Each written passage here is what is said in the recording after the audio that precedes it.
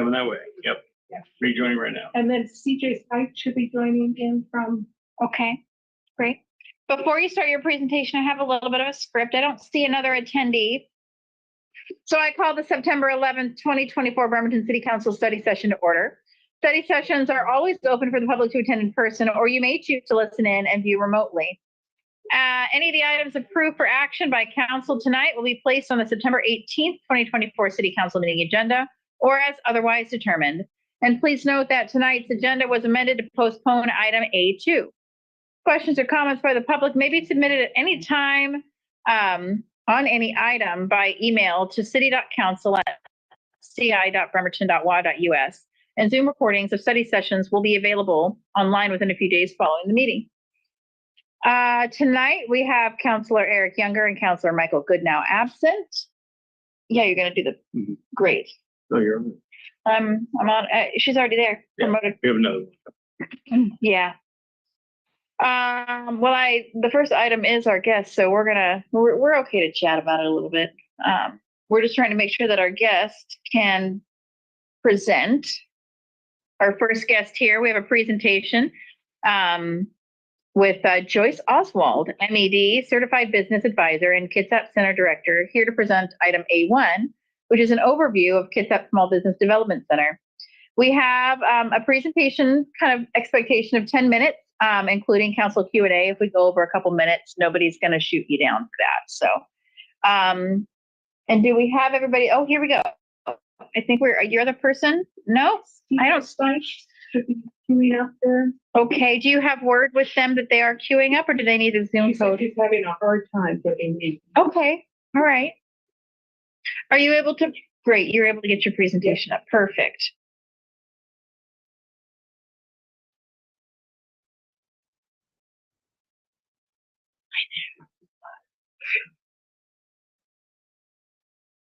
All right. Okay, we'll hope that CJ can join us. I will keep an eye out in the. Okay. Yeah, I'll good. keep an eye out. She's trying Sure. to link. Yeah. No problem. Okay, my name is Joyce Oswald, and I am the Kitsap Center Director for Western Washington Small Business Development Center. And we started up in 2019, just right before the pandemic. Some of you might have known my predecessor, Jamie Forsyth, and then when Jamie retired, I was brought on, and I've been going since 2022, so it's all been going great. And just our mission and vision statement, really we're here to provide that one-on-one technical advising to small businesses. So one of the things that we focus in on is, meeting with them in person, going out to their businesses. We've been doing a lot of outreach events in the community. In fact, I just came from the spot where I was meeting with a client right down the hill here. So, and we, meet with them all over the county. So we're just a part of the whole community wherever we go. And this is our team here in Kitsap, CJ Stites, who is trying to get in here on the event here. She's up in Bellingham. So we have a large center up in Whatcom County that's been there for about 40 years. And then, of course, myself as the center director. We also have Melissa Tano, and Melissa focuses primarily on North Kitsap. And we try to kind of split the county so we can best serve all parts of it. And then Ash works for us virtually. She's actually a restaurant expert. So she's been really helpful with restaurants here in the county. In fact, a lot of them are struggling, as I'm sure you know. So we've been really trying to reach out to them. She's also worked with small farmers. She has a really strong ag background too. So we've been doing some webinars with small farmers too. So just to kind of give you an overview of last year of what we did in the community, several business starts, help folks get loans with capital formation. So this is with local lenders and some of the nonprofit lenders out there. Of course, quite a few sales, the revenue for these different businesses, about 500 jobs within our clients. And as of today, we have 340 clients here in the county. And during 2023, we were able to advise 160 clients. And that's when we brought on Melissa kind of halfway through the year. So we've actually sort of doubled that now in 2024. And once again, same thing with our hours, that will probably be doubled this year. And then we really stepped up the training component. I'm a former educator and feel very strongly about providing educational opportunities. So this is a photo here of Matchstick Lab, which is a great program. This was supported by the Washington State Micro Enterprise Association and the Kitsap Economic Development Alliance. We've had 2 cohorts now. They've been working out of 5 co-works. We do one-on-one mentoring with those participants, and the BEST program did their 8-week course with all those participants too. So really great opportunity for small business owners. And then sort of some of the highlights, and I'll go into more later slides with this, that we've worked on. The one thing I wanted to point out from this slide is this year I joined the Economic Vitality Committee with the Downtown Bremerton Association. We've been working on the Main Street application, working closely with Jeff on that. I've learned a lot about downtown, including our 25% vacancy rate for retail spaces. So one of the projects that I've been talking to people about is setting up some kind of retail small business incubator where potentially we could have some little pop-up shops too. This has been successful in other historic downtowns, so something that I sort of have, on the horizon to keep working on. And then I'll talk more about some of the other outreach opportunities we've been working on. So one thing that we're really proud of is the BIPOC business forums that we've been able to hold. We've done 3 of them so far, 2 in 2023 and 1 in 2024. And we had a nice chunk of ARPA funding, which was administered through the county, which was wonderful. So it provided us, some really wonderful opportunities to reach out to underserved business owners and get them into the room. And so 2 of these we held down at the Marvin Williams Center. First one was on building a stronger business. The second one, we actually have a lenders panel. So we have 6 lenders come in. We had the Small Business Administration as the moderator for the panelists. Jane Musako from Seattle came over. And so just great opportunities. And what from this then I found, we meet with people one-on-one, we really get them going and get them really engaged in the process. So we've had resource fairs with that, networking, more presentations, et cetera. So just trying to connect people with all the great resources out there. And then employee ownership. And so, this is sort of the wave of the future. The state has passed legislation to encourage employee ownership. There's some financial incentives for that.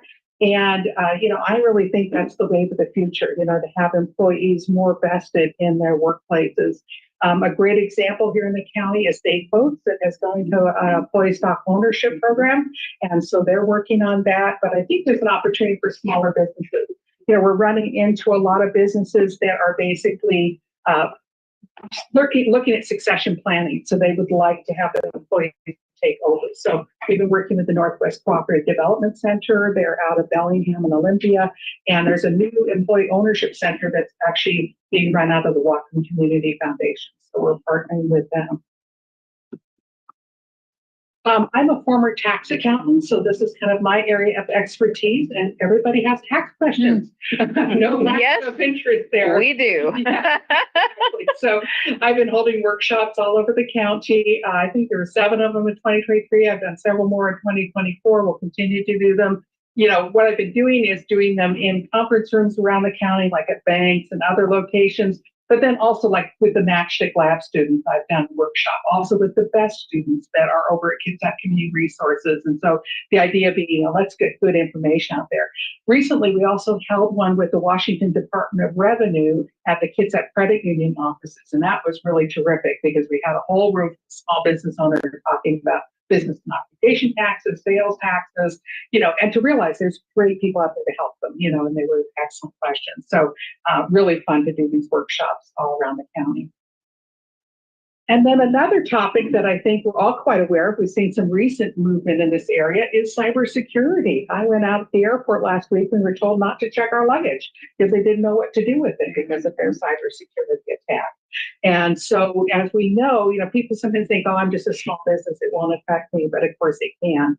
And so we have a wonderful local resource here, Angela Henderson. She is the cyber range expert up at the Fallsville campus for Western. And so she's been hosting these workshops with us. Melissa has a strong technology background. So they've been teaming up and doing those presentations around the county. In fact, we're doing one September 20th next week. It's coming right up and it'll be at that credit union office. So we try to get that word out to as many small business owners as we can. All these are free events.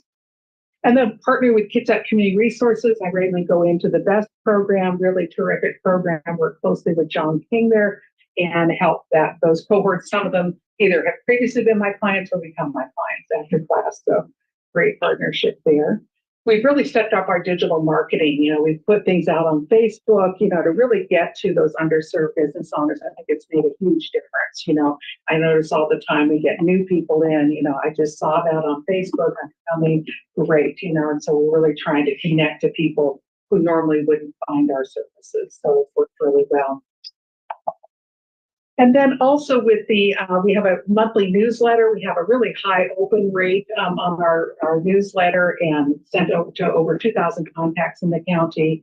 And we try to, emphasize any grants that are coming up, workshops, anything of interest to local businesses. And we have a great marketing team up in Bellingham that works on that every month. And then we've been stepping up our bilingual outreach. I have some Spanish-speaking ability, so I've been connecting with Spanish language business owners. Also partnering with the BEST program has just done a Spanish class for that. Yeah, so Angelica Yanton Winter, who is a wonderful educator, has been doing that. So like I went in and did the tax class with her. And so we're partnering up and, trying to get that word out and work with folks who are starting up their own businesses. But then there are undocumented ITIN holders that need our assistance. So that's been really successful. And then one of our great accomplishments here was working with Rima Schultz. I reached out to Rima shortly after I took the position and connected with her before she opened her shop down on Callow. And then really was fun to go to this presentation where she ran the One Neighbor Day award this last year. So, some great successes. And we regularly partner with the folks down at Charleston Business District, downtown Bremerton Association. Great to have those connections and work with that whole group of people. So. And then, of course, what's happening out there in the world is, we still have the rates on loans, et cetera. We have had some success with grants. So I helped several restaurants here in the county get some of the Working Washington grant funds. So that was really helpful. Even if they got a few $1,000s, it was a big help for some of them. And then before that, the arts grants, we actually had one business owner here in the county who got a $30,000 grant with that arts fund that came up. So that's been really helpful. And of course, our unemployment has fallen down. The most thing I hear from small businesses is trying to hire people. Yeah. And then, of course, still some supply chain issue. Real estate, as we notice, things have been moving slower. The restaurants have been telling me they're struggling to recover from the pandemic with limited foot traffic. So this is always a challenge. And of course, AI presents interesting challenges now too, right, for our small businesses. So, sometimes it can be helpful with content generation, et cetera, but some small businesses are concerned about that. And here's our contact info, and we're always available. And I think, Mayor, on the county website, or the city website, on the business license website, I think you have a link to our webpage there. Yeah, I think I checked that the other day. So that's what's been great. And people contact us as they're getting that business license. Oh, wait. Any questions?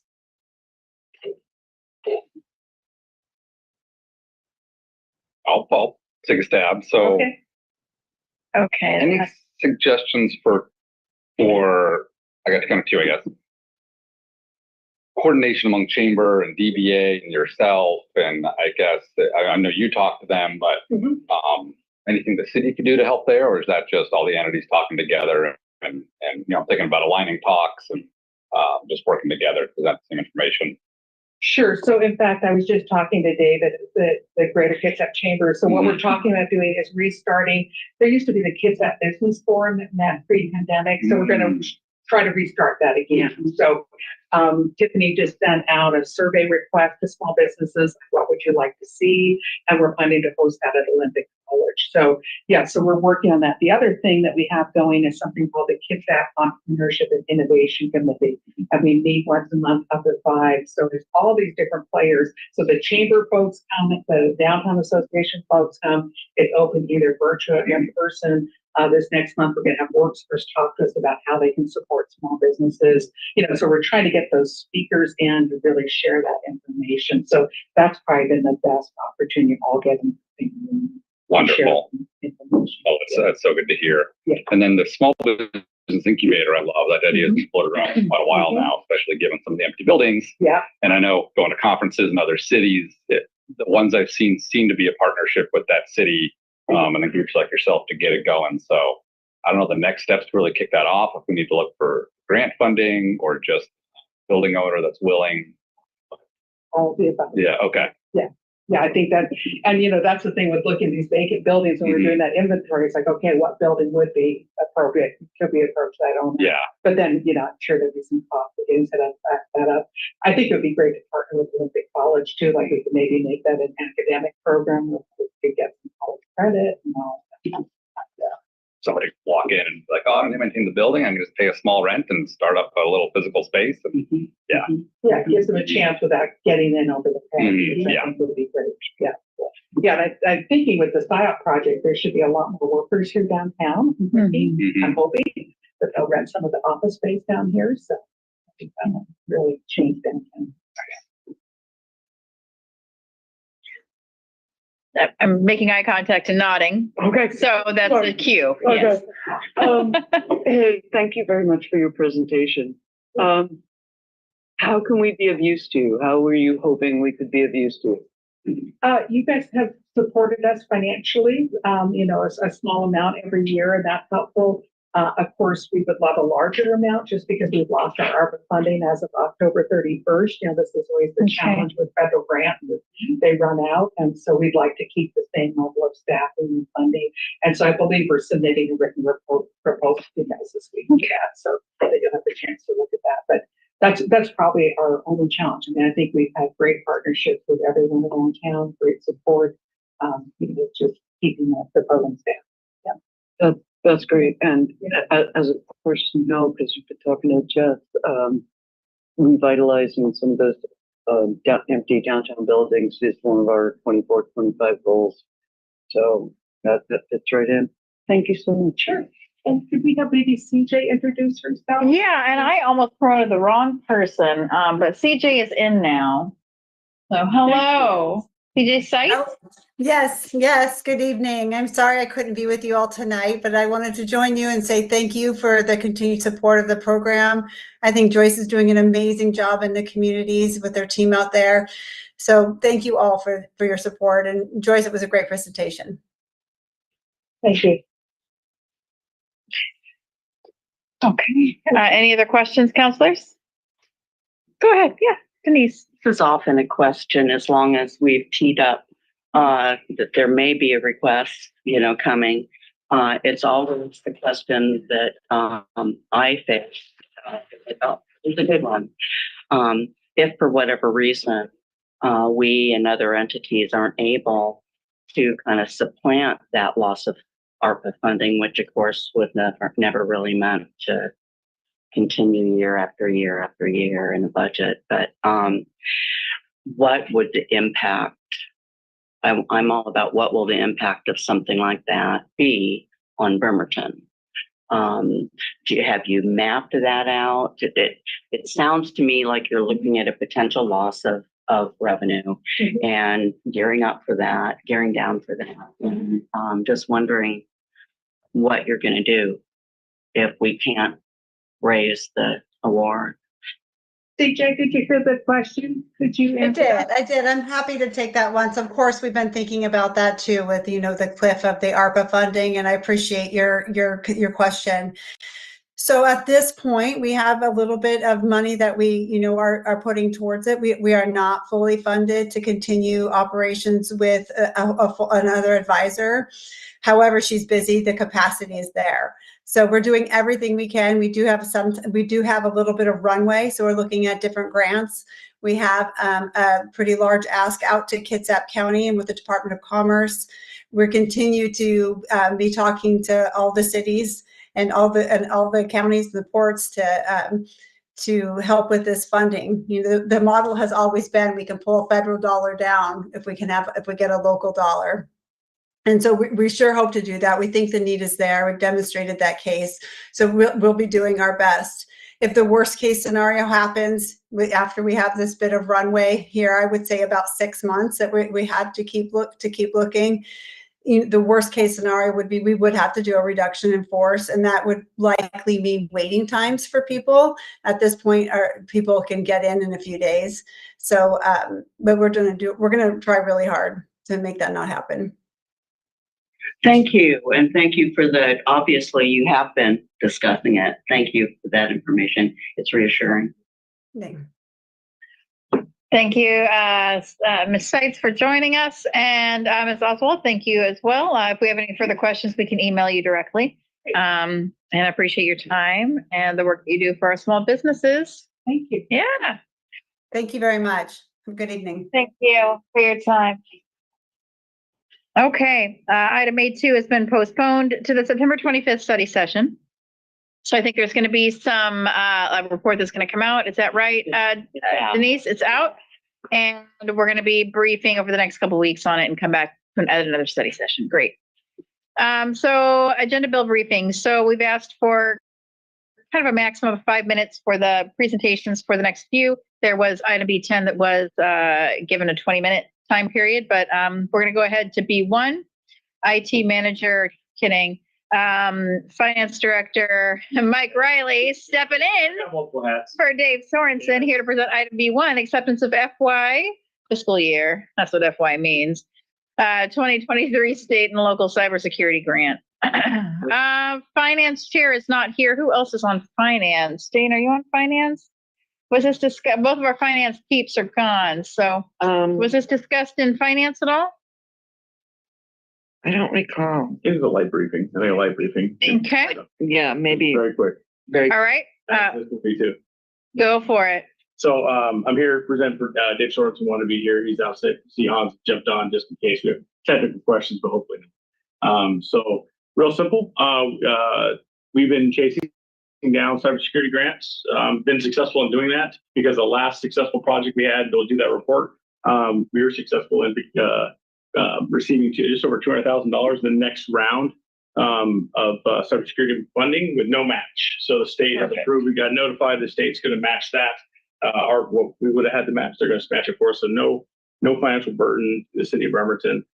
Dave's got a few notes. I'm just going to read from his notes real fast and then answer any questions. We won't get into too many details. Just want to let you know we received the fiscal year 2022 SLCPP grant. We'll provide upgrades to our security infrastructure assessment of our current security programs. Based on results from the assessment, we're able to make informed decisions and further improvements to our security program and apply for the grant funding. So 3-step process.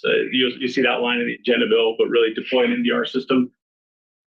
Hans can answer some if you want to know some of that specifics. We'll answer one-on-one. We don't want to get into our system discussion here, but happy to ask those outside.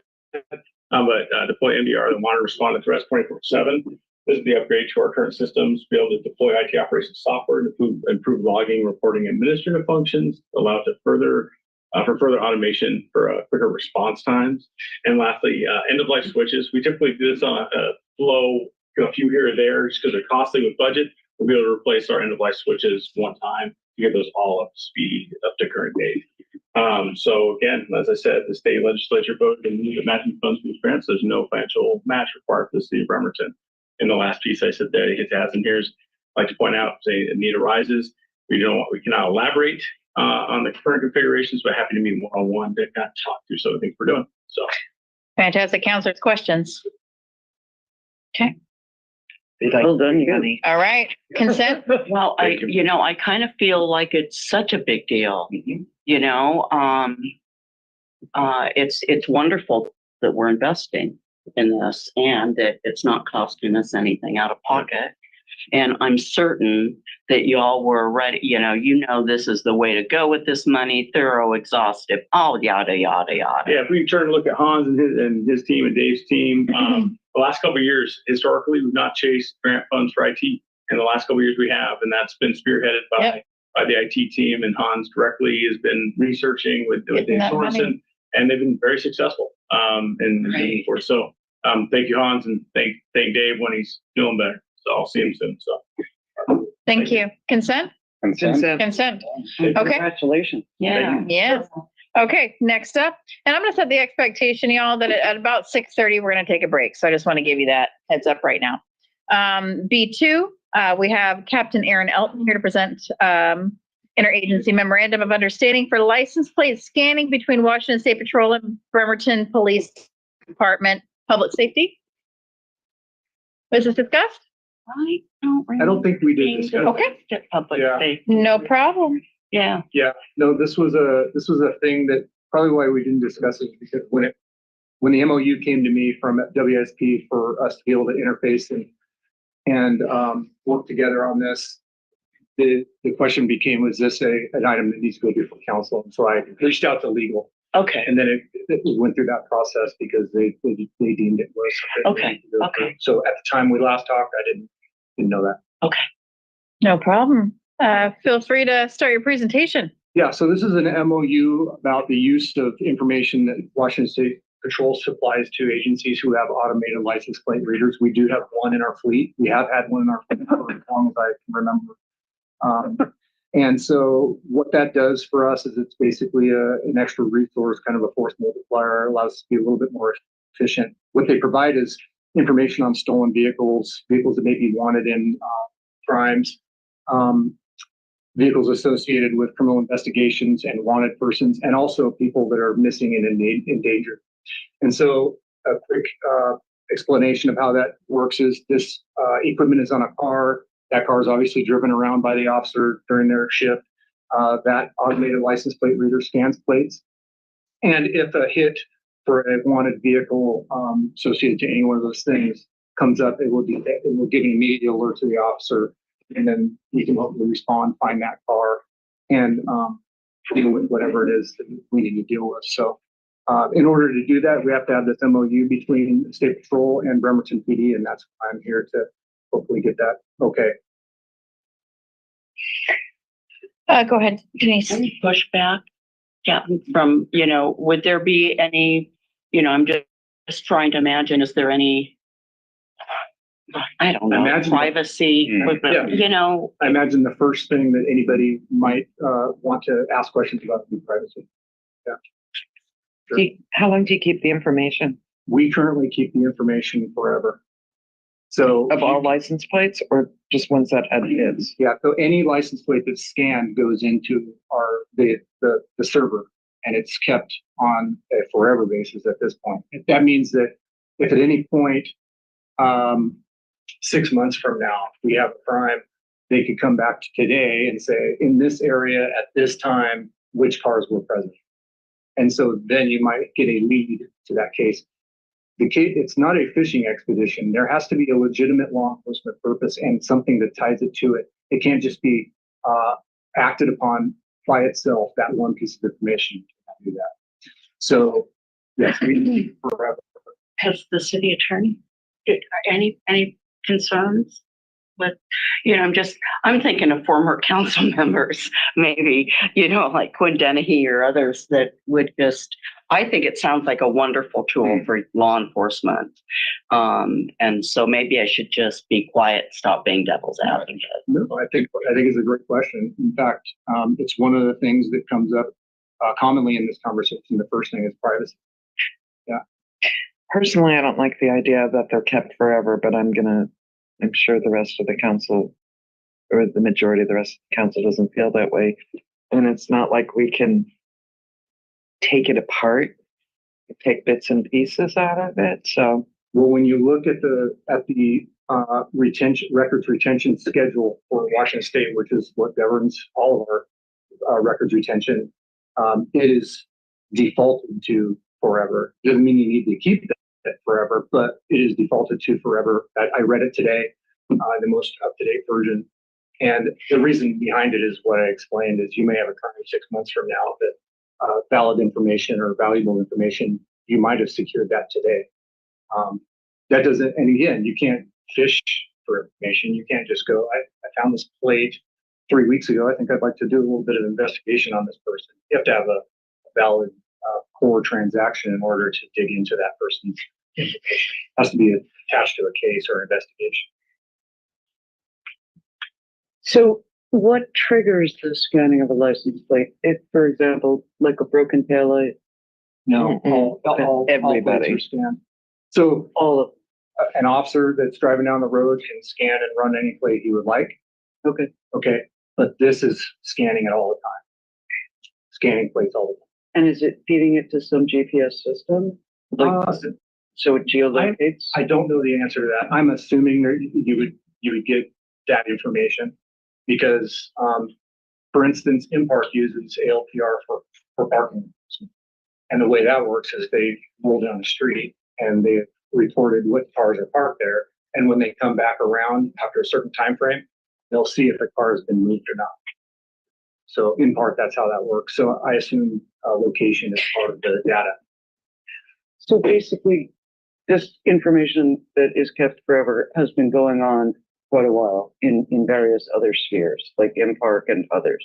Yes, we've had our ALPR system for a long time. What we haven't had is this active MOU with State Patrol, which shares the stolen Okay. vehicles involved with crimes, those things. So this isn't BPD suddenly using that.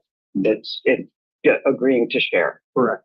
That's correct. Thanks for clarifying. That's a good. So what other jurisdictions use this? It looks like it's an MOU that's pulled, it's a form MOU. It's just catered to us. So lots of other jurisdictions probably use it. Do you know? Not just in Washington State, but all states. You can actually share the information with other states. But what other jurisdictions use it specifically? This MOU, the MOU itself, other jurisdictions are utilizing the same sharing. 100%. Okay. 100% of everybody in the state is using it? You're correct. Okay. Some other people are using. Okay, but you don't have those off the top. Okay. I don't have a list of agencies. And so how does it coordinate with, so some things are reported in Kitsap County and BPD as opposed to Washington State Patrol? Does Kitsap County coordinate in the same way with an MOU with WSP? I don't know if Kitsap County has an ALPR Okay. system. So if they don't have one, I would assume they don't have the same agreement. I understand that. I mean, there's a lot in here about privacy, but as someone who's had my car stolen twice, a very low value car, and I was not given a lot of respect when it was stolen. And a lot of, it was not a very high value car. So, to know there's a little extra security out there for people like me to maybe get a hit that their car has been stolen. So somebody drove my car around for a month around Kitsap County. That's why I'm asking. They drove it around. They were in that Kitsap Mall. They were driving out all these places. People were telling me about it. If you would have had an ALPR system on one of the vehicles in Bremerton, maybe they could have got a hit, got pulled over, got my car back sooner. Yeah, maybe. Lots changed in that way. I don't have any other questions, Jane, and then Jeff, and then let's wrap it up if we can. Where's all this information being stored? It's in a Stages compliant server with the company Motorola Vigilant Solutions. And it's password protected. So it's not something that the city has to invest in additional equipment to store? No. In our previous system, they did provide a server. In the system, no. I want to say I actually really appreciate the questions on privacy and definitely share those concerns. I'm glad we talked it out and that you need a warrant to access it or an order. Did trigger a thought though. So as far as automated license plate readers go, we I think have 2 units now with Impark for parking enforcement. That's scanned there. And I'm not saying pro or con, but is it possible if it was desired to feed that system into yours and to share that data? For Impark's data to share with us, I don't know. I don't know the answer to that question. Just because if we see this as an overall net benefit to combating crime, we're helping stolen car or kidnapped, then those plates are basically being scanned several times a day by Impark, then maybe a potential there. So my immediate Throw it out there. question about that is their purpose is pretty one-dimensional parking enforcement. Yeah. So I'm not sure that would be okay to share with law enforcement. Right. But if Bremerton wanted to share our scans, like another state might want to share their scans with us, we can do that. But I'm not sure about parking enforcement to police application. Yeah. I don't even know how I feel about it, but I just want to put that idea out there. Okay. Might discourage people from parking downtown. Car, yeah. All right, folks, any further questions or do you want general or consent for this? What are your thoughts? Consent. Okay. Thank you, Captain Melton. Yeah. Okay. All right. we have up next item B3, Contracts Administrator Melinda Monroe, here to present item B3. Oh, this is exciting. I'm kind of excited about this. An ILA with interlocal agreement with Kitsap County for volunteer litter cleanup services. I don't know that this would have gone through any particular committee. What did it go through? Any committee? We mentioned it really briefly at the parking. Okay. All right. All right. Keep it brief. Cool. Thanks. This has been a long time program Yeah. offered by Kitsap County, and we've benefited from a long time, the city of Bremerton, as we're a member of the Solid Waste Advisory Committee. But in the last couple of years, there's been just some changes in our committee, and we've been going through evaluations. And the county would like us to enter into an interlocal agreement for litter services across the city of Bremerton. There really is no major changes to the program, I will say that. So if you look at the attachment, there's a volunteer litter services agreement. That is not new. That's something the county has provided to the volunteer agencies for many years, as well as the liability points. We'll see that. But those are things that they've just had in place. And this just sort of defines the program. There's two portions. There's the litter cleanup for individuals, and then there's the volunteer programs that a lot of our nonprofits like to take part in, and this will include signage. So that is an additional benefit, I think, to those organizations. We'll signpost an area, just noting that they are out here and who's been around today. So that one. So those are the major updates, but I will say that it's a program that we have enjoyed. We're formalizing some of the processes, ensuring that we've got all the contact information in there, and just answering questions for folks, but no major changes. But it's a great program, and I'm glad we can continue. Counselors, Jeff? Just a comment. I participated in this and adopted a couple blocks downtown under the name Beautify Downtown Bremerton. We've hosted probably 5 or 6 cleanups at this point over the past couple of years, and they've been fantastic to work with in the county. And I always feel bad when I'm like, thank you, county, for having this program, because it's not a, dig at our own public works. I think it totally makes sense for this to be at the county level. And we have just, more limited resources than they have the whole county. So this is one of those where it makes sense not to have a duplication of effort for them to keep leading it, in my opinion. So great to see the program here. And yeah, that's it. Absolutely. And just coming back, back to the citizens of Bremerton, as we all kind of are in that shared solid waste, community together, and we all got it. Yeah, it's great. Go. You were first.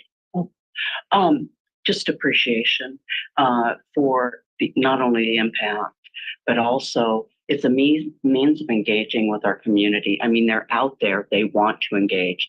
They want to do work together to benefit our community. And this is such a great program. I may fault the county from time to time, and it's these times that I pledge to be different about that.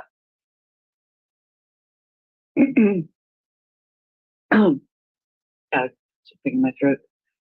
So you referred to these people as incarcerated, but it says here they're complete and court-ordered services as part of the drug court program. So they're like, this is like a community service portion of their sentence. Court-ordered services. There's a variety of sources for that. So Okay. correct. Thank you for telling us about this program. I would like to really briefly address the illegal dump sites. I know that's not germane to this contract, but at some future point, I'd like council to think Yeah. about. This is not germane to the topic if it's not having to do with the contract. Yeah, I No. understand that. Thank you. Are there any other questions for Ms. Monroe related to this contract? Okay, shall we do consent or general? Fantastic. Thank you, Ms. Monroe. Okay, next up, we have item B4. And, hello. We have interim Parks and Rec Director, Brian Hauschel, here to present on the exercise of option by Bremerton Community Theater to extend the lease. Was this discussed in any committees? Yes, Okay. I heard it. I thought it would be in at least Public Works, probably. Yeah. Or Finance. Finance, okay. We're missing, okay. Jane, you're the head for the finance right now, We so, can discuss this and okay. Any pushback or any lingering questions on this that you can recall? no pushback. Everybody's very pleased. Okay, all right, There was a couple questions and the questions were answered. okay, great. Mr. Haschel, please continue. Just to give the council a general synopsis of what we're trying to achieve here today. The Bremerton Community Theater would like to exercise their right for an extension through December 31st, 2045. They have been good tenants of ours. They've done a lot of good things and they provide a lot of good things to our community. With that being said, we do have Rana Tan here today. Close, My bad. Your Um, DNA is like. But if you have any further questions about the inner workings of the theater, she's here to assist Great. with that. And we will try to answer any of your questions accordingly. Fantastic. Can you bring in the singers? I was. Oh, no, that was a different meeting. Please do. Counselors, any questions about this extension, lease extension? Yes, Anna? thank you.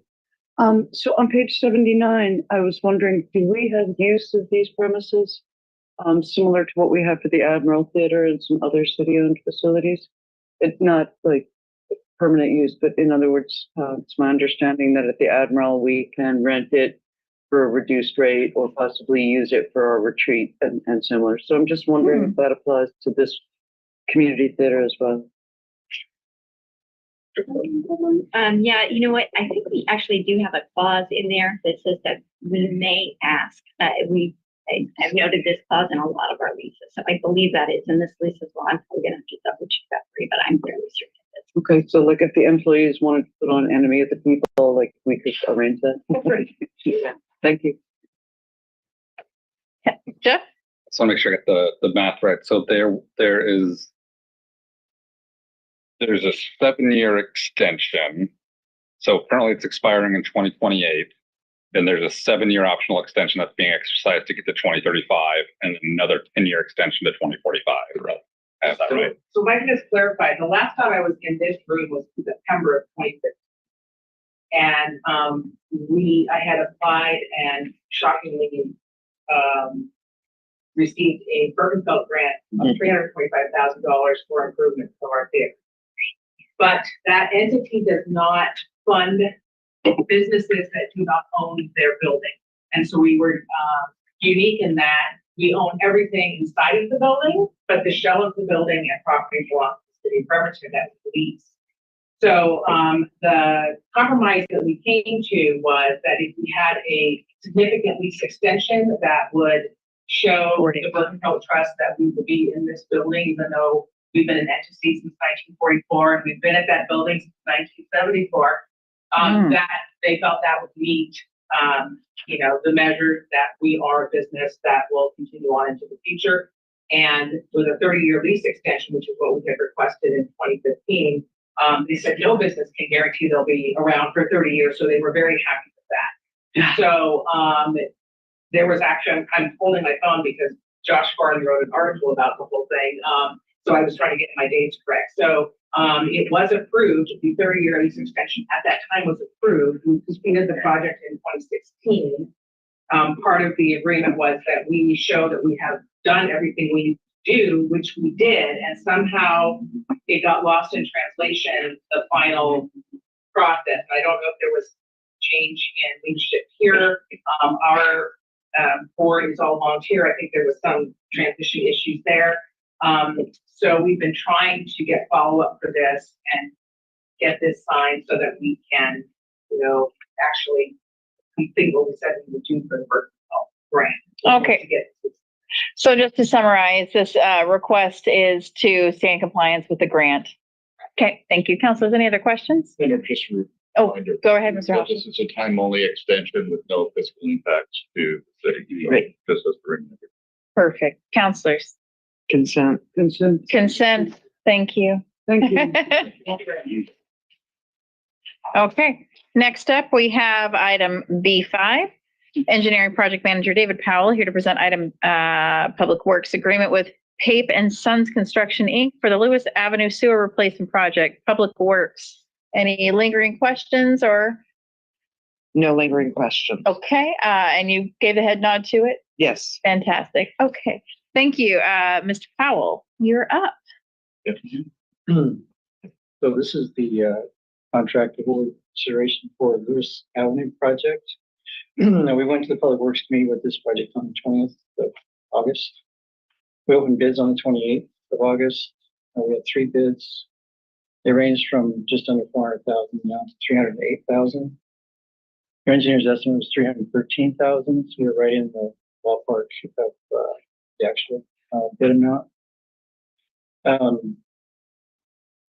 So our ask for this is to move to approve a contract with Pape and Sons Construction. I will say that we're going to return to this site after the construction is complete to install the ADA ramps on the sidewalks.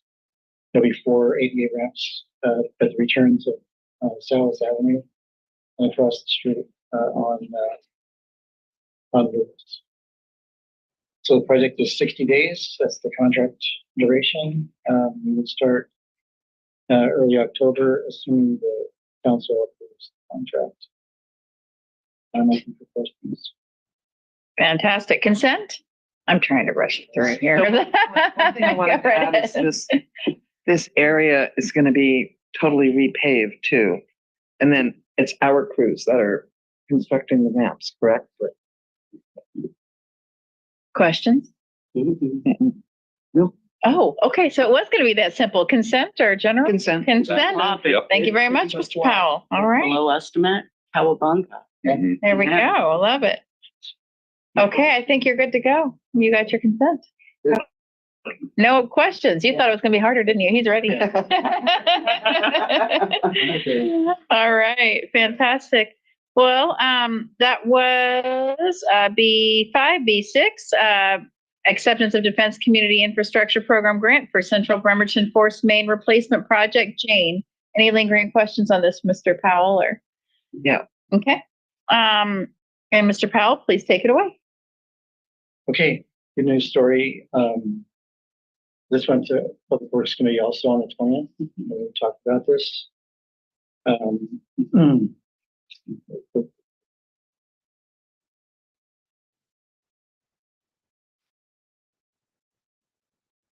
So this is the $7.1 million grant to construct the Central Bremerton Force Main. We applied for this grant back in June of 2024. We were accepted to present applications back in August.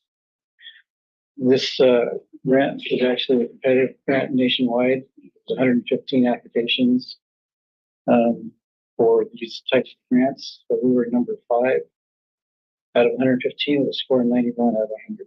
So we kind of knocked it out of the ballpark, which is pretty proud of that.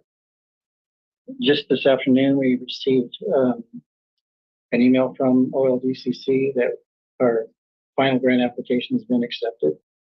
And we're now moving into the grant writing process that they're going to do. So next week, we'll receive the actual grant agreement that the mayor will be able to sign for us. The problem with the agreement is you're not going to see it because of the timing of the council meetings and when the grant is going to be approved. And it's got to be all tied up and we receive it and sign it and get it back to them before the end of the fiscal year, which is the 27th of this month. So what you have before you is an agreement, grant agreement that's kind of a proxy. The one that we receive will be just like it, except the numbers and words are filled in for our grant. And we'll receive that document next week for the mayor to sign. So it may be here before the 18th, but it may not too. So our ask is that you move to approve the Defense Community Infrastructure Program grant and authorize the mayor to finalize the notice of award in the amount of $7.125 million with substantially the same terms and conditions as presented. Attachment. Thank you, Counselor Sana. Can we simply approve this now? Well, they'd wire the money if we sign it. This is really significant. We've never gotten money from them before. Nice. Real money. So I'm really proud of our staff for being able to work through this and get all this money for us. This was not a planned project. This is an emergency. So this is great. Thank you, Dave. It's an emergency that will prevent future emergencies. I'm sorry. I love it. One of the Preventative. benefits of being a Navy town, may I just say. We got a lot of help from the Navy. We got a lot of help from the community. They wrote letters to support this project. So it's been a heavy lift, but it's been a real good team effort, and we should be proud. Absolutely. That's good. Consent? Yeah. Okay. Thank you, Mr. Powell. You're out of the hot seat now. Thank you. All right, wonderful. Next up, we have city attorney for a few items. We're going to give a couple minutes or a couple seconds for transition here. See some folks who are happy to be leaving the meeting. All right. So it looks like 1, 2, 3 items. We're going to get through. Here's what I think we're going to do. We're going to go through Attorney Fennell's items, and then we'll take our break prior to Mr. Jackson's item. So let's just mentally plan for that, if that's okay with everybody. Yep. All right. Item B7, City Attorney Kylie Fennell, and we have our HR Manager Charlotte Nelson here to present item B7, Diversity and Community Engagement Manager position job description. We definitely have discussed this in our study sessions. Has it been discussed any other committee in the meantime? No problem. And please take it away. Sure. We were here at study session 2 weeks ago. We got direction from council on a couple of key issues, and we have prepared the job description.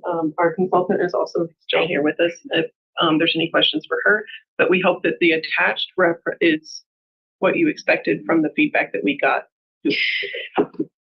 Okay.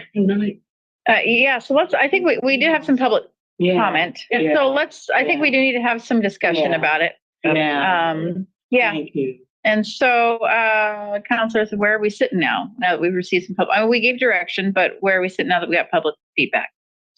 Denise wants to say something. Yeah. Thank you. Sure. I was thinking about the last time we talked about this when Monica, was here. And, I just want to say, I have been rethinking that conversation, at least the part that I took part in, and pushed back quite a bit at some of the points that were being made. And so I was already feeling that, right? And then I got the public comment, and I really appreciated that. And I was really glad that we kind of stretched this out, purposely, so that we could have more discussion at a study session. And I'm not saying that I necessarily feel any differently about the decisions we made, but I do think that input from the community was lacking somewhat, except through you and right, and hearing it more directly resonated more with me somehow. And I'm just wondering, I'm throwing it out there, and wondering if we should revisit it or if anybody else has any feelings about that. So that's all I wanted to point out. Kind of say it, like, I'm sorry. So it's like no professional courtesy. It was, yeah. Okay. Work source raw. So let's just have a discussion with each other about this. We got our feedback from the consultant, the community. How are we feeling about switching it to director level versus managers? You had Anna and then Jeff and then Jane and then I'll go. The three emails that I have read that contain public comment. There was a fourth. Okay, I'm just saying I've read three. They were all very similar, so, but the central point seemed to be that the DEI person should be in the department director meetings. And I'm just gonna say, Charlotte, you're a manager, and yet do you attend the department director meetings? No, Sometimes. Okay, it's a special guest. okay, is it, and then I'm asking all of you, is it possible for someone who is a manager to attend the department director meetings regularly, like every one of them? If I remember correctly, the discussion last time was about this, and that since this position was reporting to the mayor, that would qualify them to be at the meeting. From what I But I understand. don't see anything in the job description about the duties and responsibilities, including attending the department director meetings. Right. They're not that, I guess is what I would say. I mean, Well, it's, sometimes, I guess what I'm saying is that there are times where, I mean, I think in recent, there's, some people are there, some people aren't. Sometimes I send Charlotte if it's more of a HR issue.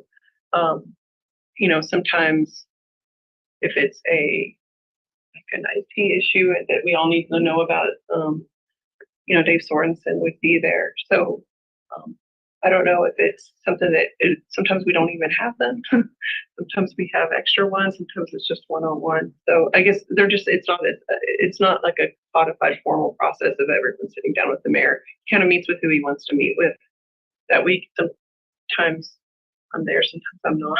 well, since the position was designed to diffuse throughout the city, would it not make sense to have it be part of the job description that they attend every one of these meetings, but no matter how codified or formal they are? Well, that's what I'm saying though, is that like, I mean, I'm diffused throughout the city as well. And I certainly don't attend every meeting that the mayor has with other directors. And I So, want like if he wants to meet with Tom Nucky, he can meet with Tom Nucky. I want to place a caution here because we can't direct administration. We can't direct administration to manage their staff. We totally can. We We can't. can, So we however- can't put something in a job description saying the mayor must meet with this director every week. Is that accurate? We can't do that? We can't direct the mayor what to do. That's not our role. We can put the expectation that they are welcome to be. I think what I'm hearing out about it is I think the focus is on having an impact on policy. Yeah. And that's the concern, not whether they're in a meeting or not. I mean, we want the person to have impact on policy. And I think that whether the council puts this at the manager level or the director level, the person is going to have impact on policy for sure. And it will likely not be tied to whether it's manager or director. There's many people within the city that have policy impacts that are not either of those things. For example, Angela Hoover, city clerk, doesn't have that title, but when it comes to public records, I mean, she tells everybody what to do, right? She sets the policies on records retention. She's the city's records officer. She manages like our public records response and the transparency and compliance with those statutes. And so I'm not really taking it's not my role. It's to take a position on the director manager thing or meeting. I'm just letting you know that within our structure, there are a lot of people that are a part of the policy making and have the expertise, and they it isn't tied to their job title. And ultimately everyone on staff is for the mayor. And so if, for example, Mike Riley makes a recommendation regarding finance to interim director Herschel, he doesn't do it. He doesn't want to implement that. Mike can't make him, but he can then go to the mayor and say, Mayor, interim director is not following my recommendations. I have concerns, enforce this. And that's going to be the way that role works in the city structure, for whether it's got a manager, director, coordinator, or specialist. I'm trying to think of all the other types of roles that we have. Analyst is another one. That person is going to be in charge of implementing like a program within the city, and they're going to be reporting to the mayor directly. Anna, has that answered your question, or is there more? Has that answered your question? No, Okay, because I but feel it's a like, really quick follow-up. yeah, please, yeah, because I feel like, yeah, go right ahead. So if this position were a director, would they be attending the director's meetings? The department director meeting? It depends if the mayor wanted them to be at the meeting. I think it's going to be up to the mayor if he wants to go to the fair meeting. I'd like it to be, I am voting, as it were, that this be included in the job description as a direct response to what I think is rational, reasonable comment from our community. That the manager position be invited to attend the department director meetings, and with all the caveats that attend any other department director. Yeah, you have to, well, yeah. I was just gonna Can you say- remind me your name? I have Monica. Monica, what's your last name? Blackwood. Monica Blackwood, thank you. I can look back at my In the notes. job description, there is, this, top source that says, serve as a subject matter expert on diversity, inclusion, equity, and belonging, provide leadership and guidance to city staff, the mayor, and city council. We could easily type onto that, be involved in appropriate level discussions when conversations are needed or something like that. So Jane, you don't have to raise your hand because I already gave an order. So Jeff, you're next, and then Jane, and then I'll. Gotcha. And just keep it to director and manager for now and other issues. Director versus manager is what we're highly focused on. I think everything else has reached consensus. Is there anything else that we really need to discuss today? But I'll set it aside, yeah. Oh, okay, thank you. Well, let's focus on director. Let's do a round of director versus manager. Honestly, I'm not opposed to Anna's suggestion to put it in there that the expectation is that they'd work with everyone. I think in addition to that side, it does say considerable and frequent contact with mayor, city council, and other department directors, as well as local, state, federal, tribal government. So I think it's mostly in there, but if there was a small language tweak that satisfied, I'm not opposed. I went back to the CMFR recommendations after seeing the public comment, which I do really appreciate because you need feedback on this. It's not easy. But the main recommendation from CMFR is they do say, quote, we strongly recommend this position be hired at the director level and report to the mayor. Then there's two sentences that say DEI is a vertical integration throughout an organization. DEI departments and personnel that are enveloped by another department almost always struggle to succeed as they lack empowerment. They're deprioritized. And so I took away the main, what I said last time was the main takeaway was that we don't say this is a position within HR. It is its own standalone, directly reporting to the mayor. So I think we have succeeded in that. And so I understand the public comment on assigning, significance to manager versus director, and director sounds higher. But what I land on is this conversation on, do they have direct access to the mayor, to other department directors? Which I think, as we've crafted this, I believe they do. And I'll just ask the mayor sitting right there, if mayor, this person's hired, would you invite them regularly if you had a meeting of, if it was just an all hands directors meeting, what's going on this next week? What are we tackling? We got this big event coming up. This person would be invited to that, right? Yeah, I still haven't, I think Kylie and some others kind of highlighted, this is a direct report to me. It's a new position. So the goal is to have this position be successful. So it just depends on, will it be useful for an individual to come and sit in a director's meeting, or are we checking a box so we can say to you, we checked this box? Right. I normally don't operate that way. In fact, I do not operate that way. So I expect, though, to have reports and updates for you of what we're doing with the director and position and how that's benefiting either our employees or staff, or how we, depending on if we focus on outward facing, integration in the community, we may prioritize that first. So, there's a lot, it's a brand new position for our city. So maybe whichever appreciate. So if we called it a manager versus a director, does that influence your, how you would interact, communicate with them? Yeah. Okay. And the other thing is that directors' meetings aren't required, so Mayor Wheeler could just, they're not like a statutory requirement or anything like that. And I've worked for mayors that don't have them. And so just putting that out there that he can meet with his employees on the basis that he wants to. I think the person is required under the job description to meet as the mayor have meetings that he directs them to do, but certainly if they're busy with other things, it's not going to be a requirement. So some of my thoughts, I'm not seeing a functional difference between the two. I understand the stature of the title to the community, that distinction, but as far as functioning within the city, I don't think there's a difference. So just for point of clarification, I guess, when I came last time, I had two different job descriptions based on one as a director and as a manager level. And so I've tailored this as more manager, and I could go back and work on that director level one. Is that what it just means? Can we move on to Jane? Okay, so Jane, just director versus manager conversation.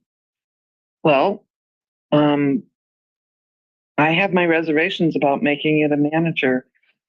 By calling it a director, it is telling the community how much we value the commitment to change the way that we have been doing business over the decades and decades of Bremerton, and I think the community had their lengthy conversations with the CMFR, and they really want it to be a director level position. Now, some of the comments that they felt it should be paid the same as, a band 20.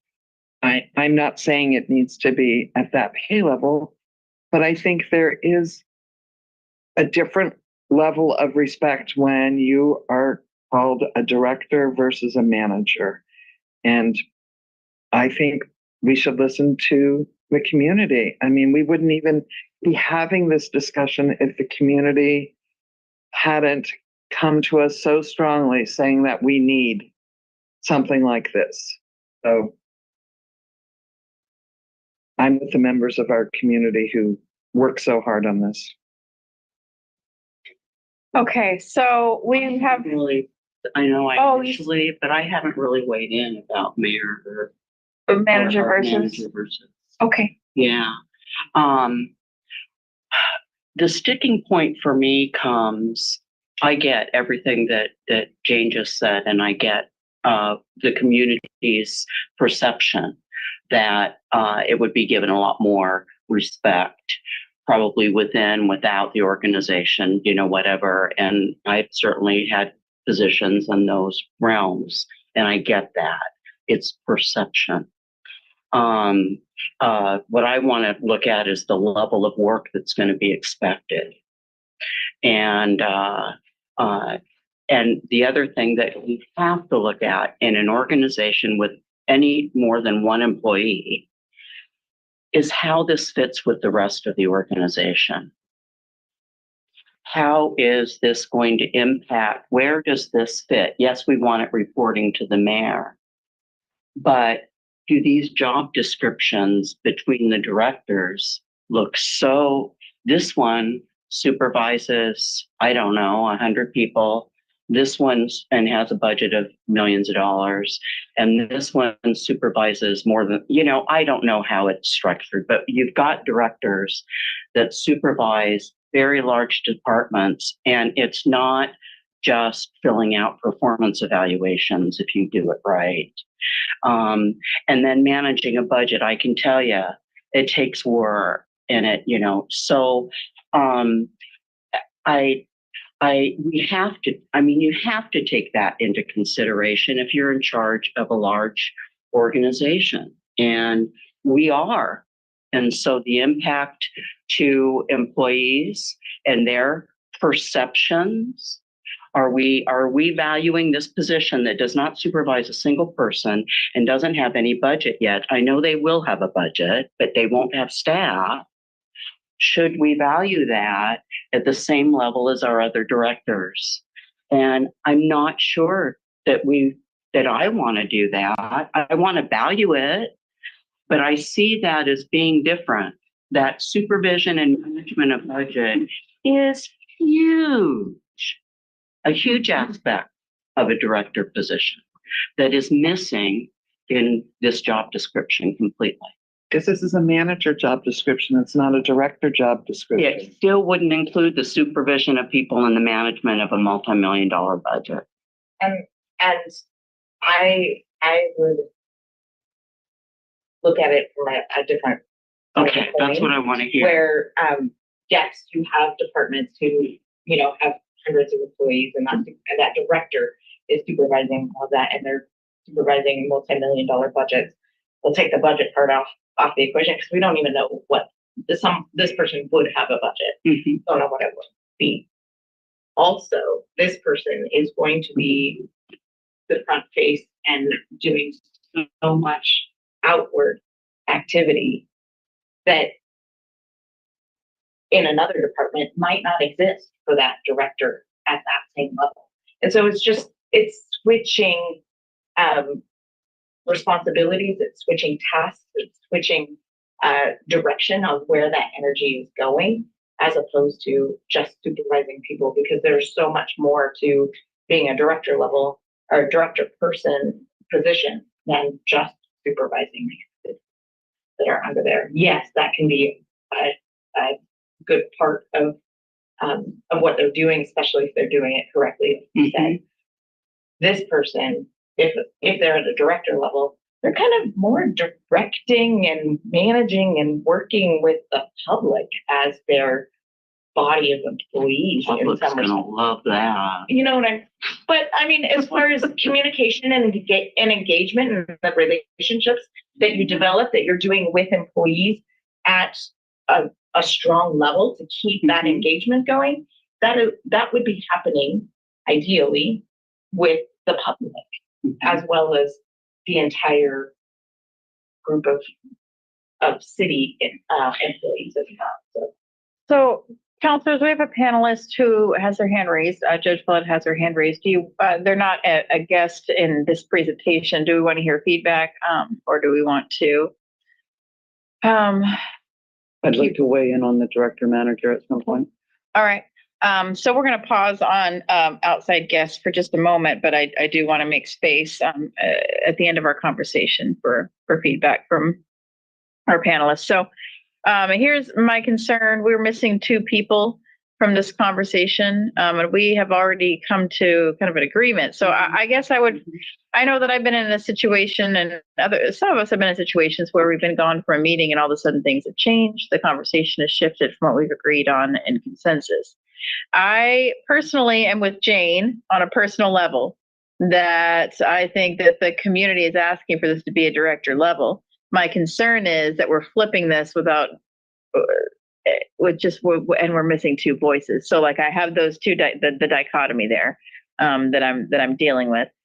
Yeah, Kylie. I was going to say, if you wanted to set this over for another study session, we can come back to having the director reworked on. And we got feedback both ways about community facing. If you recall, that was a change from the previous. And so we could add that back in and bring the director job description back to the next study session, since there's at least two. I'm thinking that are interested in. Are we doing a temperature check? Is there somebody else that's I'd like to interested? weigh in on the director versus manager before we go on. Is there somebody else that is interested in seeing a director level other than Jane or I sitting at the table? We saw it last time. No. I'm happy to take another look, but Okay. I guess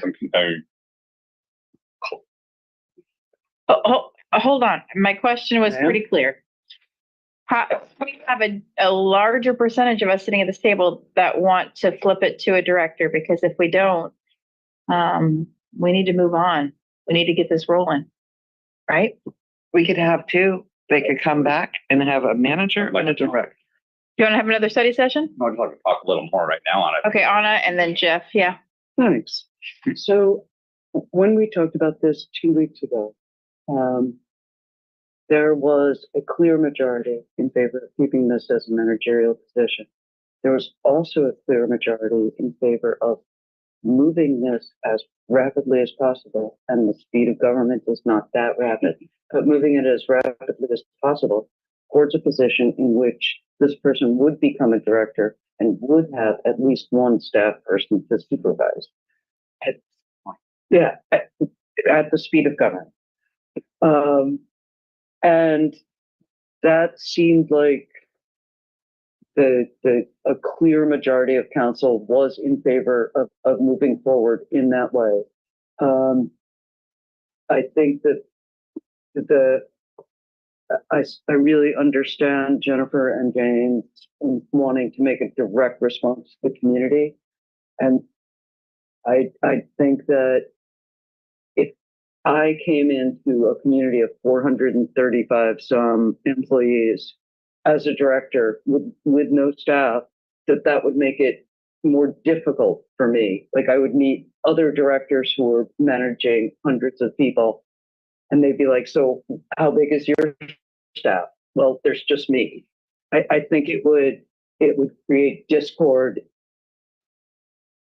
That's not I want this position to create uncomfortableness, because that's what needs to happen. People need to feel discomfort in order to move forward. But I don't want it to be based on, wait, what? I've been here all this time. I finally made it to director. And I'm doing all of this. So that's why I'm saying, let's make it really clear to every applicant for this position, this is what we're looking for. It's like a manager who will move forward and become a larger department. Jeff? No, I just appreciated listening to that. Yeah. But I think it's a compelling case. I go back to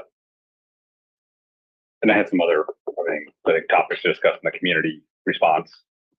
But I lost track of what. Okay. Make a decision right now whether to keep it manager or director. Well, it's not that I'm trying to make a decision now if we keep manager director, right? We're trying to have this discussion about if we want to shift it back to a director focus versus manager focus. So that's what we were kind of trying. But I would love to just figure out if we need another study session on this.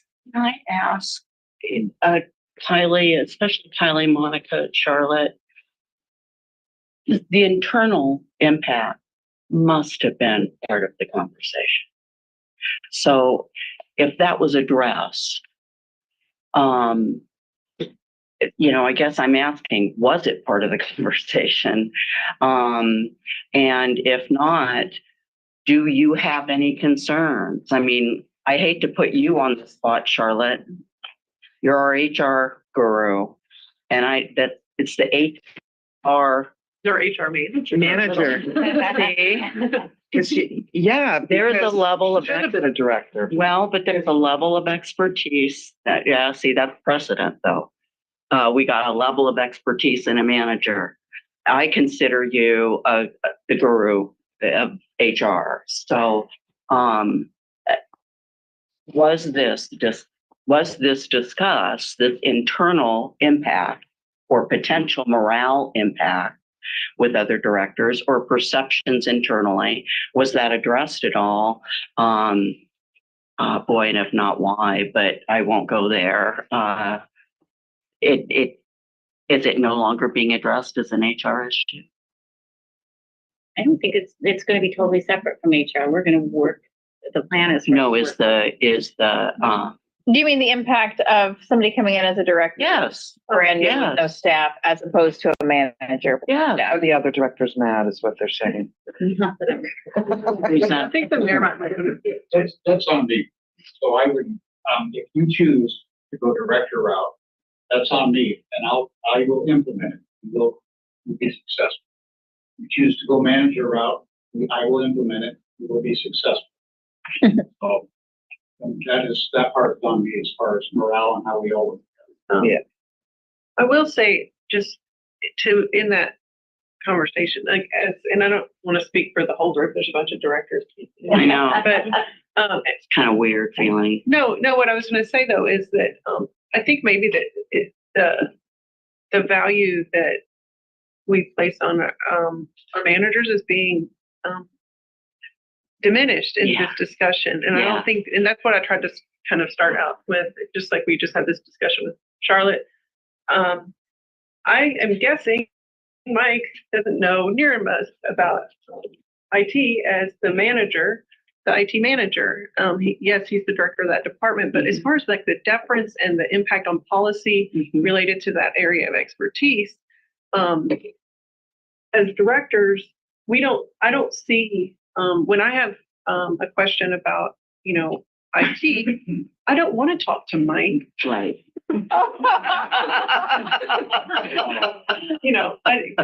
Right. Do you see what Now she tells you. So, I think, I just wanted to say that in that discussion, I think that there's this idea that, that people, have respect for or whatnot. And for directors, and that they have, that if you're talking to a manager, that it's somehow less than, but. Yeah, but I can just add in, so, we'll just, There, she's out there. So Melissa Monroe is our contracts coordinator, Mm-hmm. and she said she works with the policy system with the mayor. And now one of the directors goes, "Oh, we're not going to implement that. That comes from the mayor down, comes from the council down. We respect her as that coordinator. We have an asset manager that sets policy and sets tone and works with our departments. And then you have our budget analyst who is working with every director and has a lot of influence over the budget and working with the mayor. So we're throwing around titles. There's no workload. I think the direction from the mayor or with the mayor, that comes out of the mayor's office. Yeah. What we're doing. Yeah. So if he's on board, we're all on board as well. Okay. We don't get out the scale and Right. I mean, and ask, well, where are you on this, hierarchy or whatnot?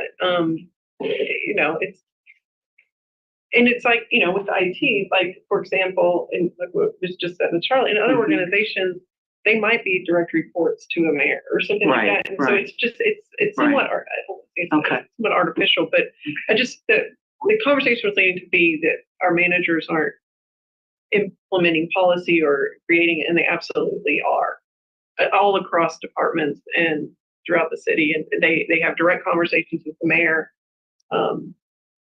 It's all over the place.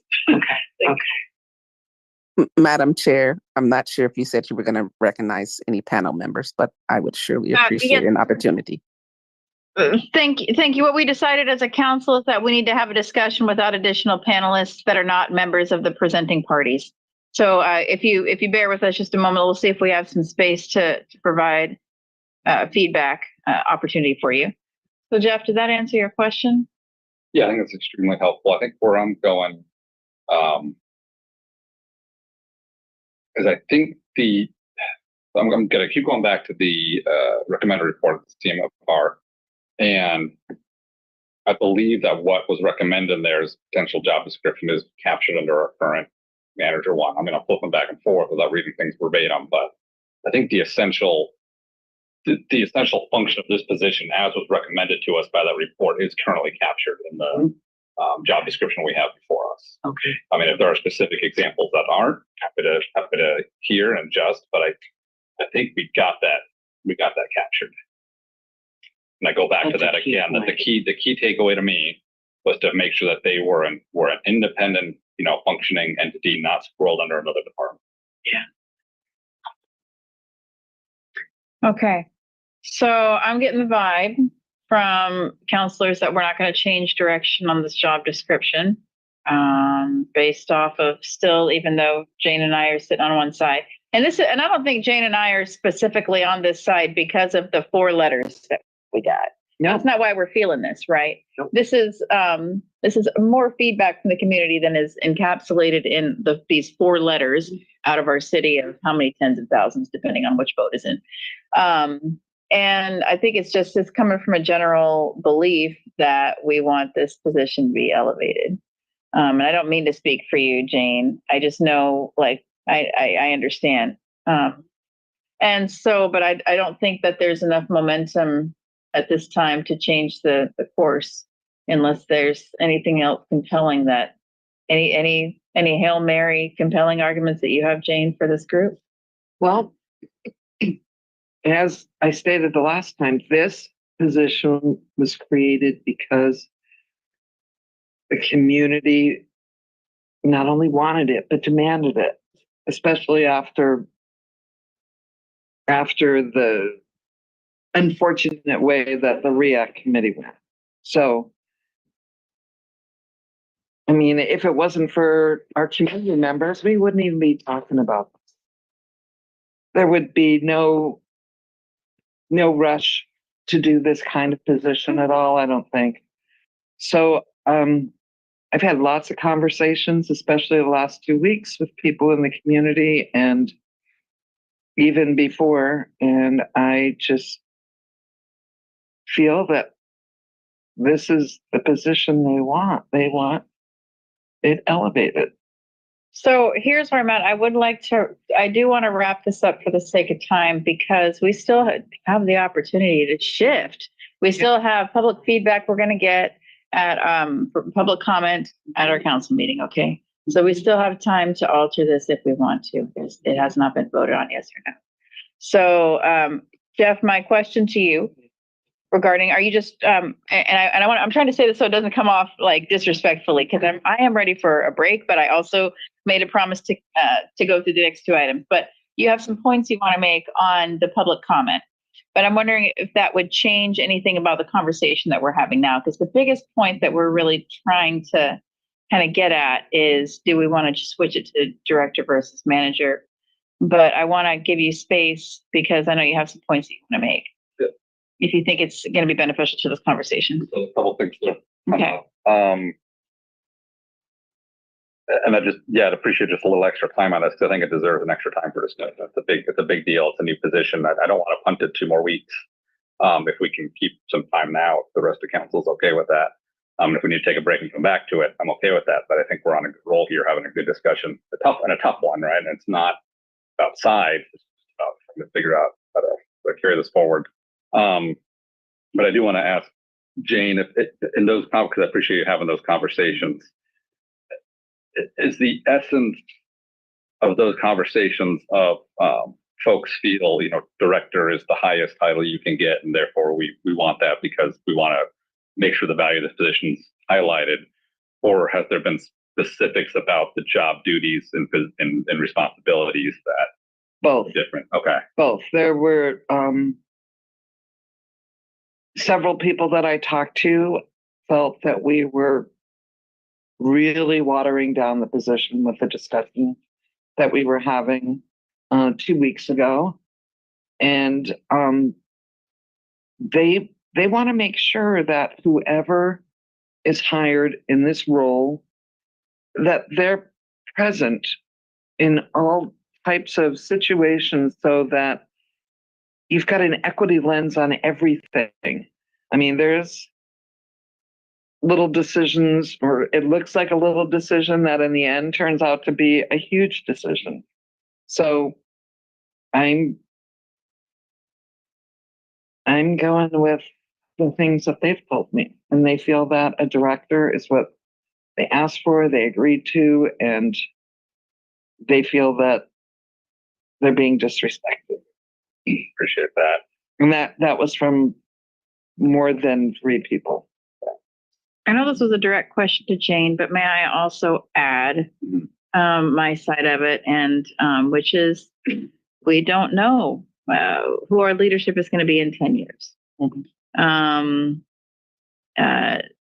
No shade to the present company on that. We just don't know what the leadership structure is going to look like. And if we're able to codify this role as a director level, it's one extra step in securing that elevated position and that level of respect. I think that's another thing that I get concerned about. Sorry to jump in on your conversation. No, I appreciate that. The other question I had is, because I'm thinking about it, and panelist, is that of course the city is mayor, us, and we do have municipal court. and this person, the municipal court is part of the city, I would absolutely hope this position would also interface with them. Is this So, a good time yeah, to, is I this a would- good caveat to I ask would Ms.? like to ask Judge Flux, Yes. is that other branch of government that this person Great would hopefully segue. interface with. A good segue, yeah. You know, I guess just in general, what would you find helpful from this person? Is there any specifics in the existing job description that give you pause, or good things that you really like? I mean, how do you see this position interplaying with your department, with your branch? Is it okay to speak now? Oh, yeah, please. Okay. So I wanted to add a perspective from as the separate branch of government, but because of the city structure, I do understand that we come under as a department because of financing and everything, how that works. And I was happy to be able to participate in the study. So sitting at the table with the directors and being able to interact with the directors and understanding how the city works, this position would be very valuable to the court, but it would only be valuable as a director. And I'm not trying to one up one on manager versus director, but there's a significant difference in what the report recommended, how we see things at this level of working to improve our community, improve how we deliver service, because my position is elected, but I'm a servant of the community. Everything that I do serves the community. My court is open to the public. Anyone can come in at any time. At a director's level, it brings a voice where you're sitting at the table and you're able to look into another department as this DEI perspective and to make recommendations. You can't do that as a manager. You cannot make overall change because in essence, you're saying this person is reporting directly to the mayor, but the mayor is the one who's making those decisions. And that voice is going to be the mayor's voice, but that can change at any time, as Jennifer said. As a director, that director sitting at the table with other directors saying, this is for the overall good of the city of Bremerton, and looking at it from that perspective. And when we sat around and we engaged to participate in this report that you now are acting on, that the recommendations say at director's level, that comes with the respect of saying, we trust you, we're bringing you in, you're the expert, you have the voice, you have the expertise to say these things will make our city better. These things will make the three branches of government function better. Thank you, Judge. Thank you, Judge. Appreciate that. I guess the follow-up question is. Thank you, Judge Flood. Thank you. Thank you, and thank you for allowing me to speak. Thank you, Judge Blood. Absolutely. I appreciate that perspective. However, I think we just had a conversation about how managers, HR manager is able to make recommendations and jump in across the city. I'm sure you've had recommendations from the courts over the years. So I appreciate the conversation. Okay. Sorry. Yeah, Can I just say one more thing? Sorry. It's just a small thing. It's just a small thing. Judge Flood, please wait just a moment to be recognized, okay? We're in the middle of a conversation. Thank you so much. Jeff, please continue. I think I'm still coming back to, again, what is it's changing from manager to director actually going to change the impact of this position and what we're trying to get out of it. And I have to be honest that on an actual working level as written, I'm not seeing it. I absolutely understand having a title that sounds higher, but I think as crafted, this position will be able to interact across all departments, interact with other branches, it will do what the report really recommended that it needs to do. And I say that again, really respecting the community input and the significance it implies, but I have to think on the practical working level, is this going to have the impact that we want? And I do believe, as written, it's going to have the impact that we want.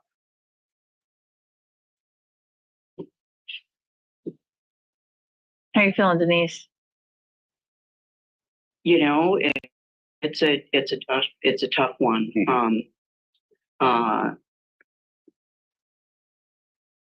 It's a balance. We're taking in information and we're trying to weigh it all and make the right decision. There's nothing more I'd rather do than to please those in the community that have been asking for this. But I'm not going to make a decision just based on that. I can't. It's advisory. I think the point that Jeff has made, it kind of really clarified it for me. As long as that report, the substance of the recommendations in that report are included in the current job manager job description, which I think is what you've said. Clarify if not. I don't know what then it is an overinflated title that we're going for. If we use director, we're saying this job description that's a manager can fulfill everything that the report, except for the title of director. And that a title without everything else that goes along with it just is not, it's not right. So here's where I'm sitting. Okay. I know, Anna, I called on you next, but I want to just really quickly, I had a position that I was in that felt overinflated. When I started off with a grant program with the school district, I was hired in as a grant coordinator, and it was a very elevated title, very elevated position, and I had no program under me yet. It grew, though. It did grow. We grew to add another staff member. We grew to add more budget allocations, more training opportunities, more programmatic implementations, more just programs in general.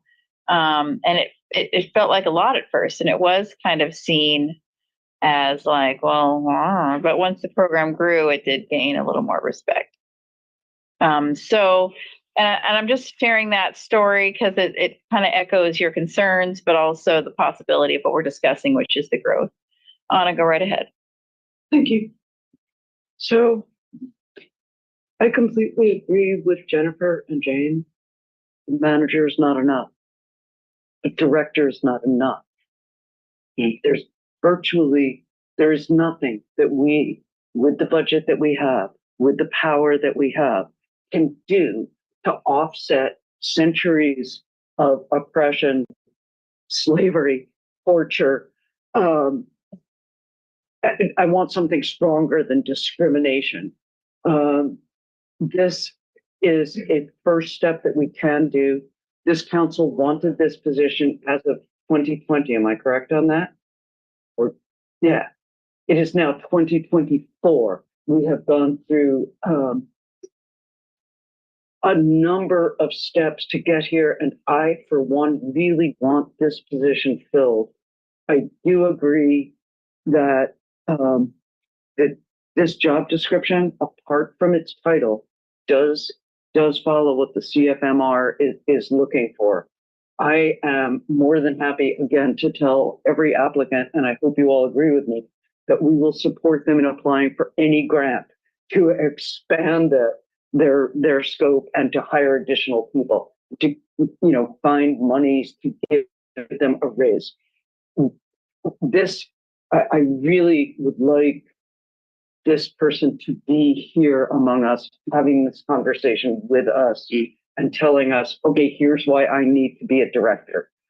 That would be great. But years have gone by where we've studied this and studied this and studied this. We are really close. And I think if we aim for perfection at this point, we'll be in the middle of budget season, and it will be very difficult, and then followed by the holidays, and it'll be difficult for us to act. I want to act on this. I want to hire this person. There, all done. Okay, so I guess we kind of have, we're still in an impasse. So I still feel very strongly that we have an opportunity to accept public comment at our next meeting and to have further discussion. Should be on general, not put it on general. General business it is. Yeah. It has to be You general. haven't heard from we heard last time, but not present. Oh, totally. The other two. So let's put this on general business. Yeah. And we're going to move forward to the next item. All right. So keep it as it is, but You don't want anything additional?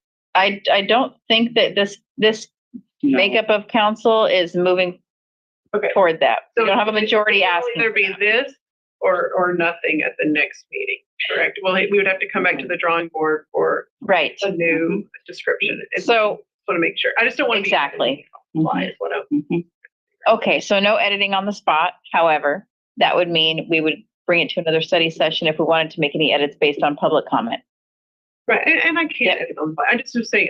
No, it just doesn't feel. No, it doesn't feel right to So do it that way. the idea is that this is going to be what this job description that was in the packet for this study session is what's going to be on the agenda for consideration next week. On You don't want general any business. yes, you don't want any additional. That's what I'm hearing from this council.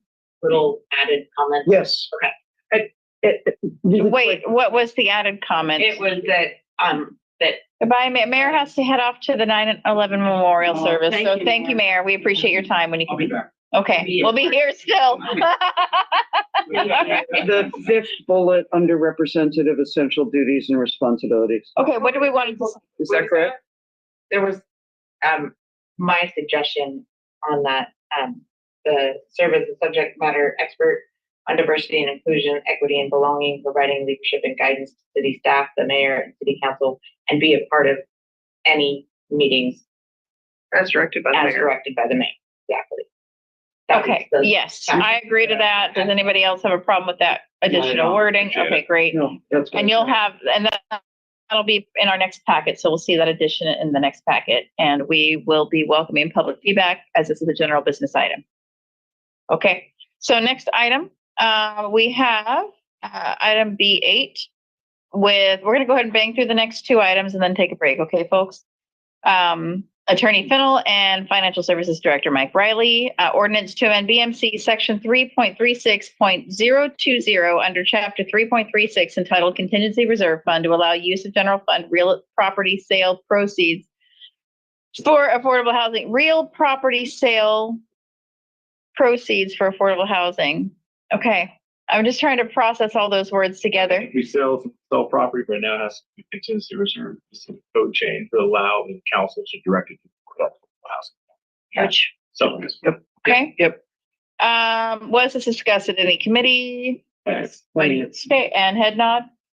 Any Like- lingering questions that you can No. remember? Okay, Consent. council? council's been asking. The only red Yeah. line. Consent? Right. Change is this. Yeah, must be Consent. specified. Okay. Right, Yep, I added a prepositional phrase. got it. They're up and Okay, then that is okay. more So efficient. Jeff, all of your lingering questions on this were good, right? Consent. Consent, okay. Wow. You Next up, see. we have Attorney Fennell.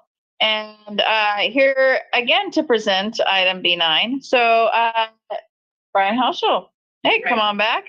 To serve additional time as interim Parks and Recreation Director, there's a time limit on this. So There's a time limit under code, and we're asking that Brian's time as interim director be extended.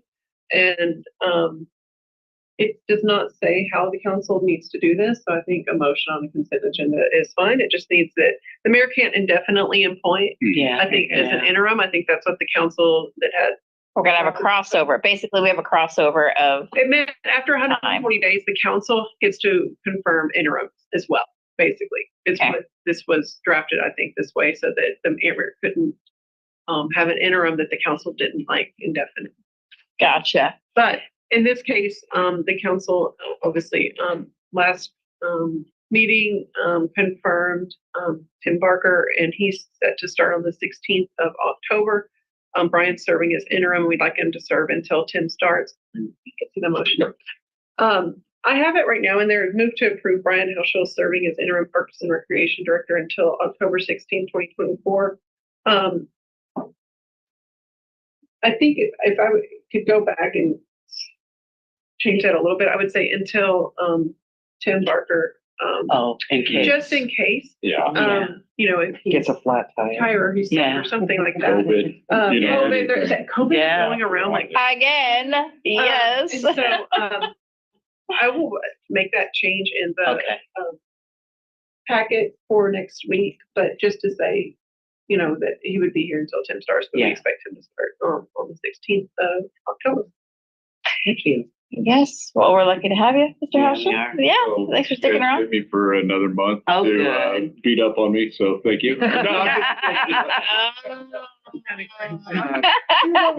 From beating up. just- No, I really want to say thank you, you know, for my opportunity to be here in front of the council and to step in at this role. It's meant a lot to me. It's provided me some great experience, and looking forward to good things happening within the Parks Department. And so, yeah, I just want to say thank you to each and every one of you.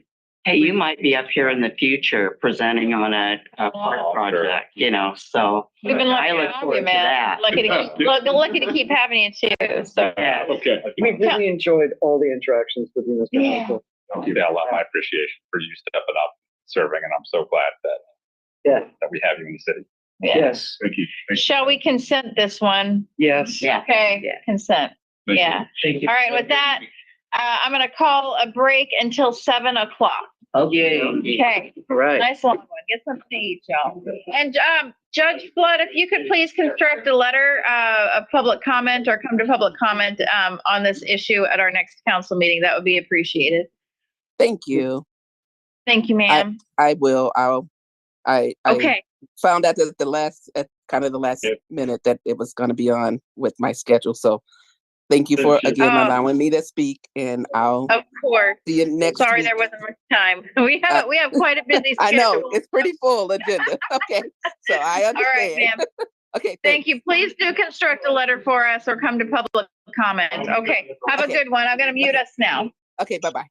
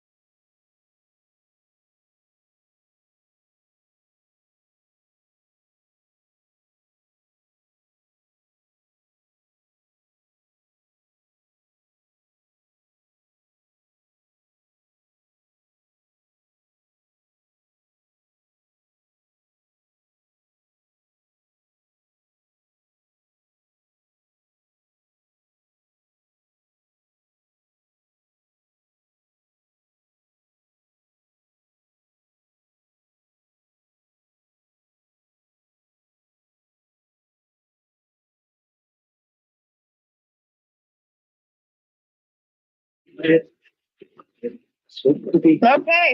I call us back to order. Next up, we have Planning Manager Garrett Jackson here to present on item B10. We have 20 minutes set aside for this, which includes Q&A. And this is a presentation on 2024 comprehensive plan land use element.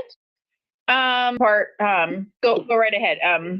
And start your presentation. There's something in the script for me to read at the end of discussion, but not. Well, thank you, Mr. Jackson. You're all good to go. Great. Okay, so happy to be here to discuss the land use element of the comprehensive plan. Just to upfront, let council know a lot of this is going to be reviewed for you. So we've gone over this essentially in February, a little more lightly last council cycle. So if you I can give you an abbreviated version of things that I would like to be, or I understand to be reviewed. And then we can do a more full presentation next week for the public to get public comment. So happy to do it however you would prefer. Just giving you that option considering your agenda. Mr. Chamberlain's not here to weigh in on that. Abbreviated. I am, however, the vice president. Oh, you are? I am. Okay. So that sounds fine. Yeah. So I will get Whatever she said. Okay. Brief now, full next week. Yes, please. And if there's time at the end, Thank you. An interactive zoning map. If you'd like to see that, I have it ready to show you. So next week we'll get, essentially we're here to get council's feedback and public comment on the land use element. We'll be shopping essentially every element of the comprehensive plan, land use being the first. We will go over that very basic review that we plan on doing at every council cycle for the comprehensive plan. We found that when there's people in the audience, it's very valuable for them to understand just that very basic underpinning what comprehensive planning is. The land use plan element, we'll go over the vision. There's vision, goals, and policies, but council has seen those already. So we'll just read the vision, let and let people know they can go to Bremerton2044.com to see all the vision, goals, and policies. We'll be looking at the growth strategy, which council has seen already, going over housing equity, and then the draft environmental impact statement that we're working on. So once again, that review, just letting members of the public know what a comprehensive plan is, going under the jurisdictional underpinning of why we have to do a comprehensive plan update, explaining to the public the Puget Sound Regional Council regional growth centers that we have here in the city and our importance in the region for taking on population and jobs. Just relaying to the public that this has come before council twice before, and every time we bring this up to council in the future, we'll just keep growing this list of items that the council has seen as we've gone forward. And then launching into the land use element with the vision of the land use element for the city of Bremerton, which council has reviewed previously. Going over the growth summary and letting the members of the public know that there's a more in-depth review of the growth strategy that we have in a video online at Bremerton44.com. We're considering making each one of these elements when we present to council a separate video on Bremerton2044.com. So if somebody misses it, they can just watch it over again on our main webpage. Once again, the focus is downtown with more minor increases in other areas of the city. We'll explain that more at the meeting next week, but we've all seen this. It's just explaining, showing in color where these development changes are proposed. Really honing in on downtown and why the increases are proposed for downtown. It's support for regionally, it's consistency with JCDP, consistency with other centers that already have this level of development that are granted within the city. It's consistent with Kitsap Transit's future high capacity transit, and that they're letting the public know that there's a full draft of the downtown sub-area plan available for them to see online at Bremerton2044. Getting into housing equity. Yes, the video. I remember that. Oh, It's a great thank video. It's a great It video. is a great video. We really want to let people know that it's out there and it's a big reason behind what we're doing with the department is for equity purposes. It's 5 minutes long. Right. And I apologize, we're not doing questions right now, and so I'm sorry to interrupt you, but what was the name of the researcher and the Greg Colburn at what, at UW, Greg Colburn at UW. Thank you. Please. It's on Bremerton 20. It's on Bremerton 20. Yeah. Yeah. Greg Colburn. And I just want to make sure he's cited. I reference this a lot. Thank you. Of course. Okay. And then for housing equity reasons, we're proposing multifamily being allowed use in low density residential zone and medium density residential zone. That's already an allowed use in all of the UGAs already associated to the city of Bremerton. So the county and UGAs is more urban than our city proper. That it's consistent with Washington State Department of Commerce guidance on how to create income bands we have to satisfy housing for all income bands. And then this does that for 0 to 80% AMI. Also pointing out that the majority of Bremerton residents do live in rental housing. So for expanding that base will be equitable to the city, and that there are environmental benefits to compact development sites. Working in just letting the public know that our draft environmental impact statement is due to be released in October, and that there's a lot of table work in the DIS. Changed it. And this shows essentially. Oh, yeah. Changed it. Good eye. Yeah. Thank you, Garrett. Noted. So that being said, this is the number of households for multifamily and single family units in the So like city capacity there. by zoning district. So this is what we have to show for the Department of Commerce and PSRC, Right. showing that we do have capacity. There are 3 alternatives that we'll be exploring with the DEIS. The first alternative being our existing zoning. And if you just skip ahead all the way down there to the bottom, it shows that we have a deficit in housing with our existing zoning. We then move over to alternative 2 and 3, which both have a surplus. So we are I wish we could good have to go in Lori's. that regard. There's nothing in the blue spaces where Lori's box is, right? Lori's. The black box up. I mean, Can I move that maybe? I don't think you can.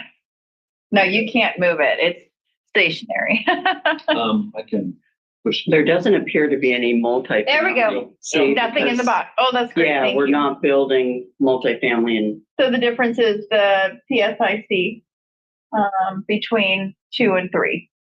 Right. So we do have one landowner requesting a portion of the industrial center allow housing. We discussed, that kind of skips ahead to our council district digest will be issued concurrently with the DEIS. And that will explain all 3 alternatives and provide mapping showing where the differences are. So for Council District 7, we do have a property owner requesting residential be allowed in the industrial zone. We discussed that a little more in depth in the digest, and that there may be some conflicts with industrial development and residential and in airport.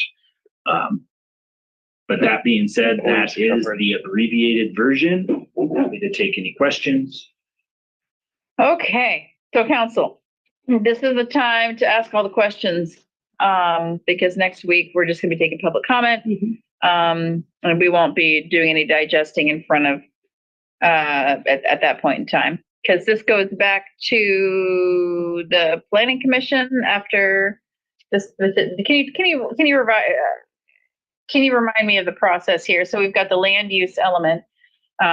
What's the next step after you get public comment? It goes back to planning commission? This is the council's time to steer the ship essentially with the land use element. Right. We'll go back to the DEIS, then the planning commission will pick a preferred alternative and suggest adoption of the comprehensive plan to the council. And Thank you. will trigger more council review and deliberation.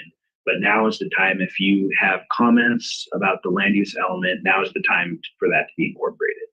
Jeff, go right ahead. Follow on, make sure I got it.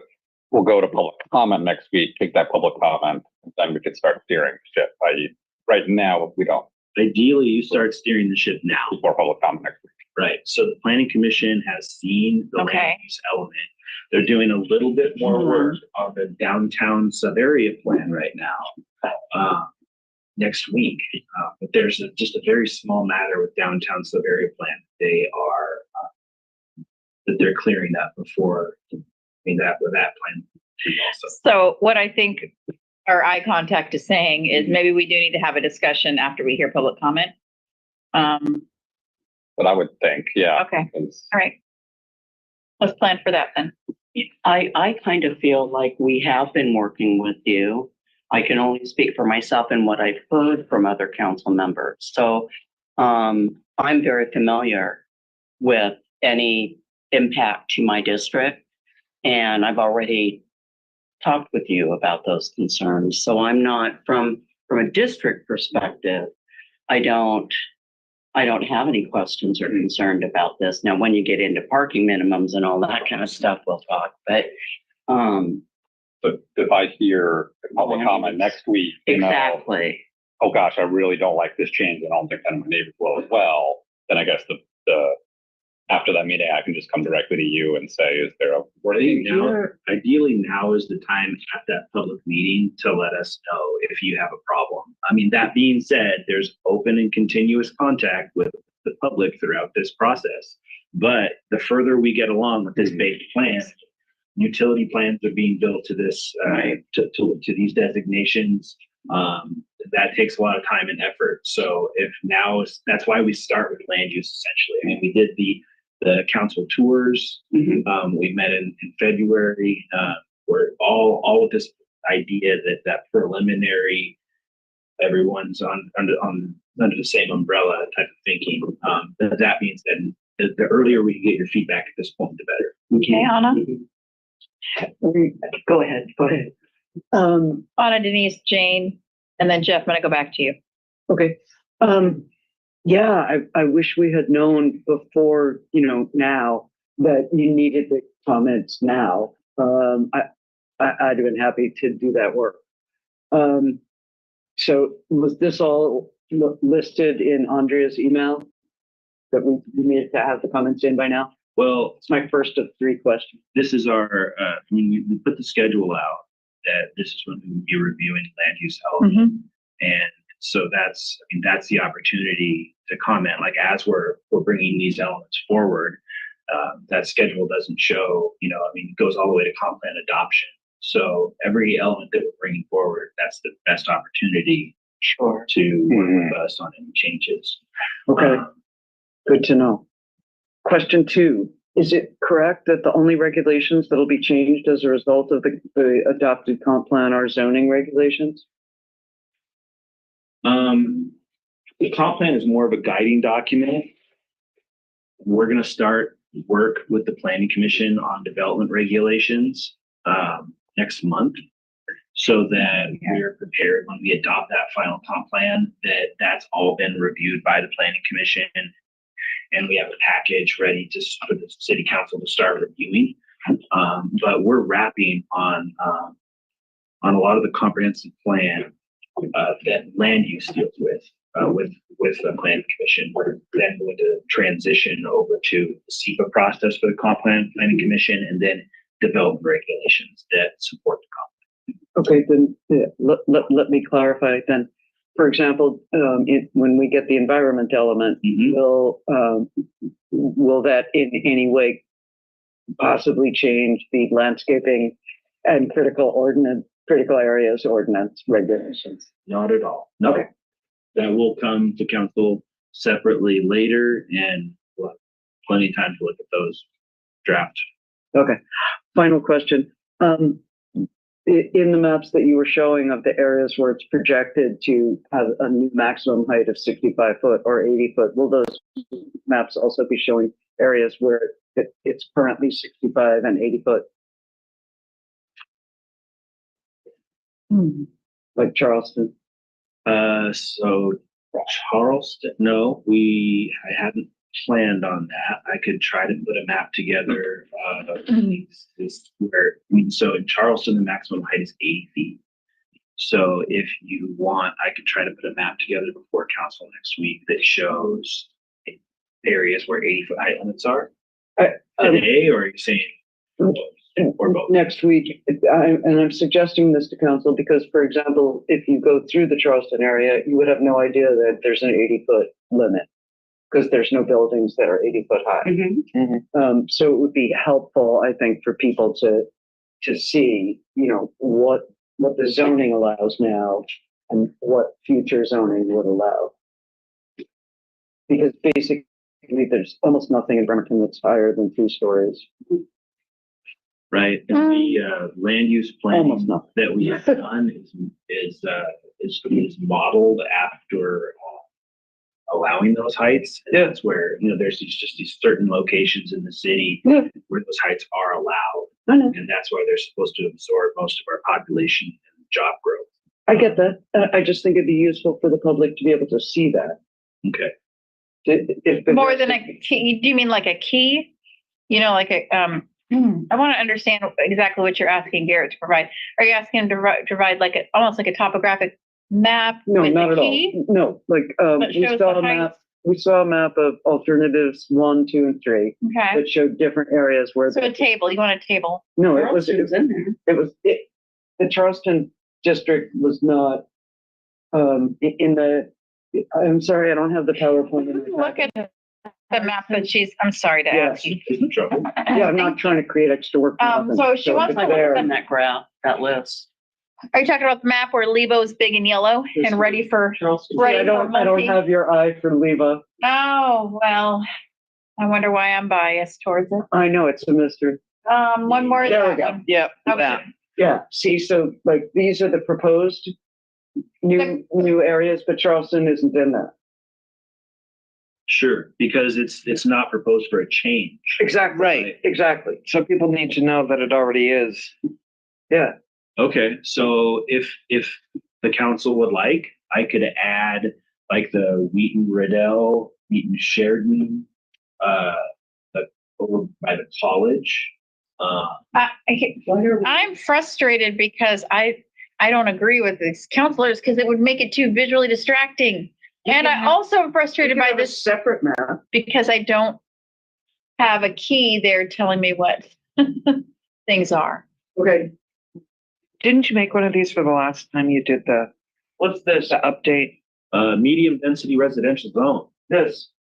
High density residential zone. This. Jeff, can you see all of these colors? No, it's Charleston. As long as no Charleston. So that's There's 3. 3 of blue. the outline isn't shown. You're saying you'd like it shown. Yes. What color? What is District center core. Yeah, it would be maybe a brownish red, maybe Like similar. this? Similar, yeah. We might have to change those colors. That's Okay. Different maps. So one showing the proposed change. Is this what you're saying? One showing the proposed changes and one showing when the changes are integrated? Well, basically, Jeff, you were head of planning commission when the height limit was lifted to 80 foot in the Charleston. Wasn't but I was on it. Yeah. Fair enough. You were the presenter. Oh. So this was back in 2021, I think. It's been 80 feet for, I think, as long as actually. And we actually have a 4th color up there, Jeff. Anyhow, but since there's no buildings there that are 80 foot high, it would just be good to show that they are allowed now. So people could see this existing. Can we have a separate map with existing zoning? Yes. Okay, I think that's looking for it. So how Instead of about putting it together. essentially our zoning that exists? There you go. Yep. There you go. Then after it says the name of the zone in the table, in the legend, then just put next to it what the height allowed there is. So Okay. I'm gonna bring it up. I've been checking in with Counselor Coughlin over here because they can't, I mean, you can see all the colors. If we're good. So there's blue in the bottom left there. Then there's green to the right of it. Yeah. There's like that faint yellow for downtown, which is about the same yellow as the other yellows. It's looking like it's like a green, right? It's a mint. It's a mint green. Okay. As long as the brownish, reddish, dark greenish blob is all the same, then we're good. Okay. Color blindness. I am Yeah. assuming that this is the same as this. It is. Yeah. Hey, all right. Then we're, The value. Then we're good. Most common color blindness test. Okay. All right, that's it. That's all I was gonna bring up, just for fun, because it is interesting to see things through other lenses, literally, District Digest. and rods. We did look at those and the colors are Those were supposed to be great. divergent enough I to. was just thinking that the district, we're pulling up, but I think some of Michael, the information asked for is in there. There is tons of information in those digests. wonderful. So some of the zoning is in there Mhm.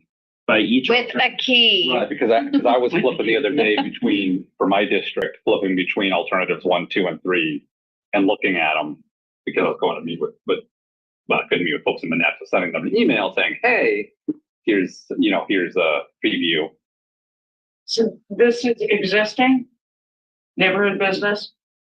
Yes, This is existing low density residential? yes, anything that's changing will be in red. So. So this is red and yet So that's it's brown. In the text. So Oh, here the I text see. is red, Okay, that's a change. Everything else, if it's in black text, no change. okay, so just these two squares or all the squares that are that color? All the squares that are that color. Okay, And then you see on low density residential, yeah. non-family, 4 units per Okay. the HB. From some 11-15, I think. Okay, thank you. Good to have an And opportunity. there's these are the maps, but there's also an introduction that describes earlier in the digest. Do we have those on like big, big panels that could be put on easels? Wow, I like it. I like the idea. Yeah, down in the lobby or any, yeah. Doesn't necessarily be like that. That might be hard to pull off, but if you like our, and can you also do a doubles, triple Lindy salt? I don't know. I'm just kidding. Well, back when I was a stripper I was talking about gymnastics. for the Graphic Arts Industrial Union, we always assumed that clients wanted something yesterday. So like any client, we would like these as soon as possible. Because it would be useful for the town hall. Absolutely useful. Yeah. Yeah. Okay. Okay, so we're asking a lot, so I want to get a summary of the feedback. Well, Can we I haven't been able to ask questions yet. Oh, okay, hold on, let me just make sure, because I want to check in on some feedback we're providing to Garrett, so that because we're just kind of spitballing some things, and then Jane, please, after that, please continue. So one of the things we're asking for is a map of, that includes a key. That's something I asked for. What do you guys, is that something that's necessary? The map that has the colors on it with a key on it. But you're saying, Jeff's looking at the digest, saying that it's in the digest. So, yeah. But that's not a comprehensive, I mean, okay. I guess what I'm saying is the big map doesn't have a description of what the colors are. Medium, low, all of that. So is that something that is okay to ask council for feedback? That'll let them, then yeah, it's good. Is it easy enough to do? You have the current zoning map, right? Sure. And I can just amend if that's here. Let's go to the city webpage. Yeah. That's always Hey, we fun. could all do that in unison. Wait, it'll be too much of a strain. No, it'll be all right. The other thing that was asked for was, Would it be at Bremerton2044.com? was a map showing the current zoning. Okay. So that was something that was asked for. Is that, are we in agreement on that? Share here. Do. Where should we go? So this is. See I that? don't think is this the sufficient area, or do you need it zoomed out like the, like a custom map? That one looks pretty good to me. Yeah. That one So- is not comprehensive. Well, there's a second one, isn't there, that like shows everything, you know, Sure. I south could of do the 11th Street? map. Say it needs to not cooperating. Yeah, there's usually like three. Oh, no, it only shows one page. There we go. Yeah. So I could do 1 and 2. And so the colors are consistent, right? District 4. Colors are consistent with the map that I'm talking about that I say needs a key. Yeah. I don't know. They all have. We need all And look, see, it says Harrison Heights already in I it. know. Well, you're so good, Garrett. Thank Oh my you, Garrett. goodness. That's fine. The blue or it's red. I can zip through in the presentation. If that's what council wants, I can do all 4. Sorry, my cursor. I can do all 4 of these zoning maps with that height on it. Mm-hmm. Is that chocolate? No, it's like a lemon candy on it. I'm trying to think, minimize. a It's little amount like of work. those almonds that they Well, give you. yours at- is really big in a PDF, adding the height on the side. Yeah. So to go through those would be helpful because there's a key and the colors are consistent for the zoning, correct? Yep. Between these 4 and then the one that the proposed changes.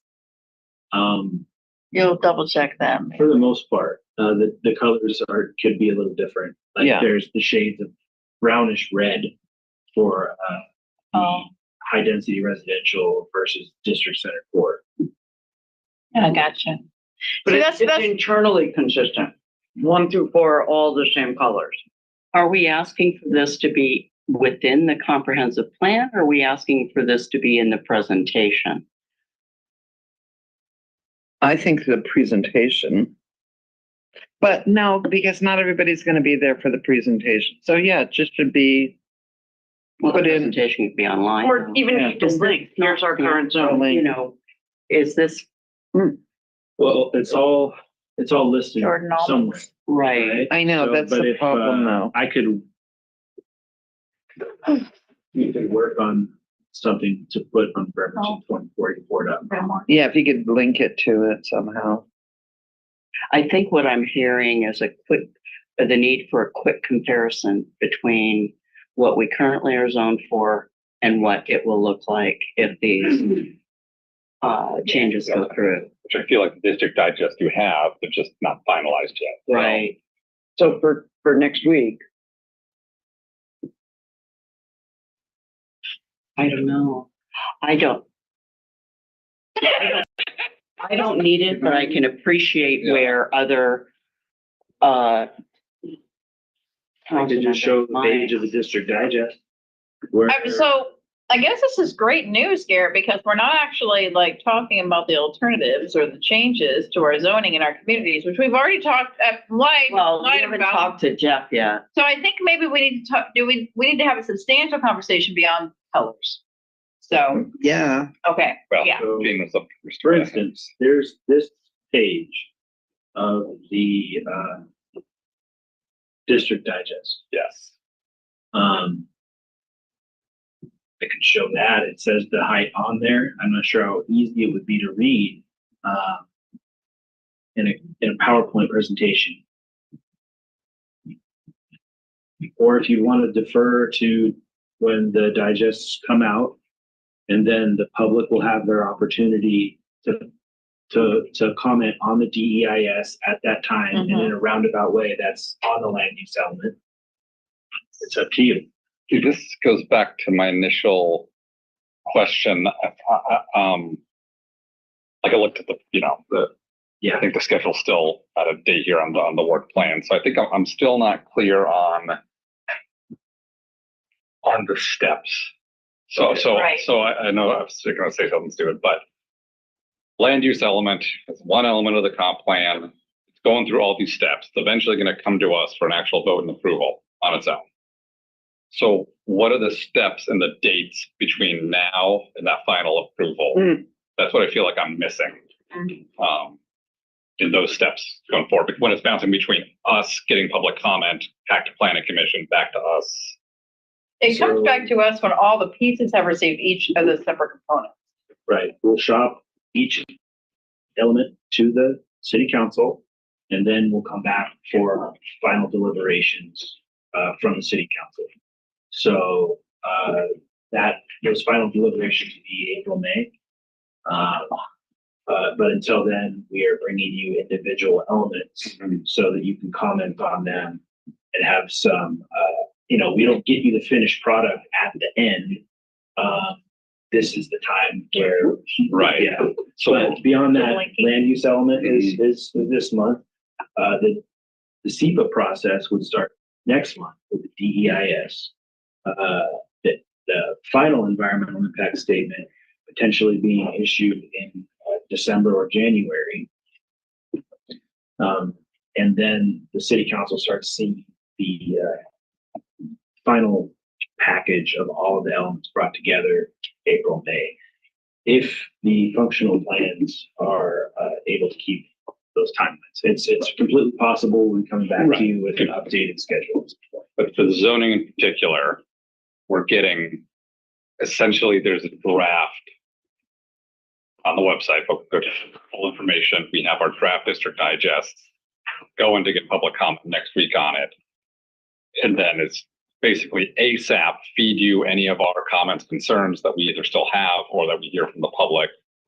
And then that's going to planning commission, and then it's coming back. It's going to planning commission on the 16th.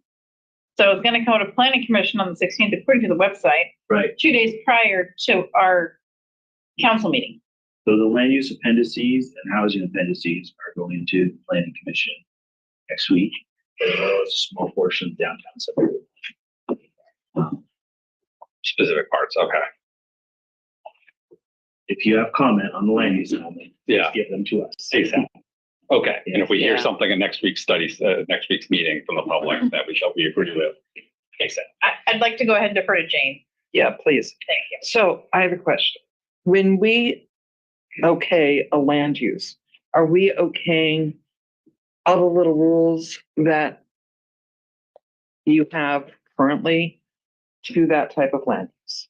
Like if we say, yes, 65 feet is fine, but I don't want all the parking that you currently say you have to have under 65. Am I then not going to be able to say, I don't like that part of it? No. Okay. That's a separate element. I want to be sure, because when the zoning says certain things, so if we're saying okay to the zoning, I want to make sure Yeah. we aren't really taking everything. Height and density. That's all Okay. that land use contains. For the high level of the comprehensive plan, because really we're just seeing how many people can we put in these areas based off of some modeling that we're doing, and that's height and density. Okay. So I've had questions from some of my neighbors about why the height is so significant on these old industrial properties in my area. You know, like near Superfund sites. You know? Okay.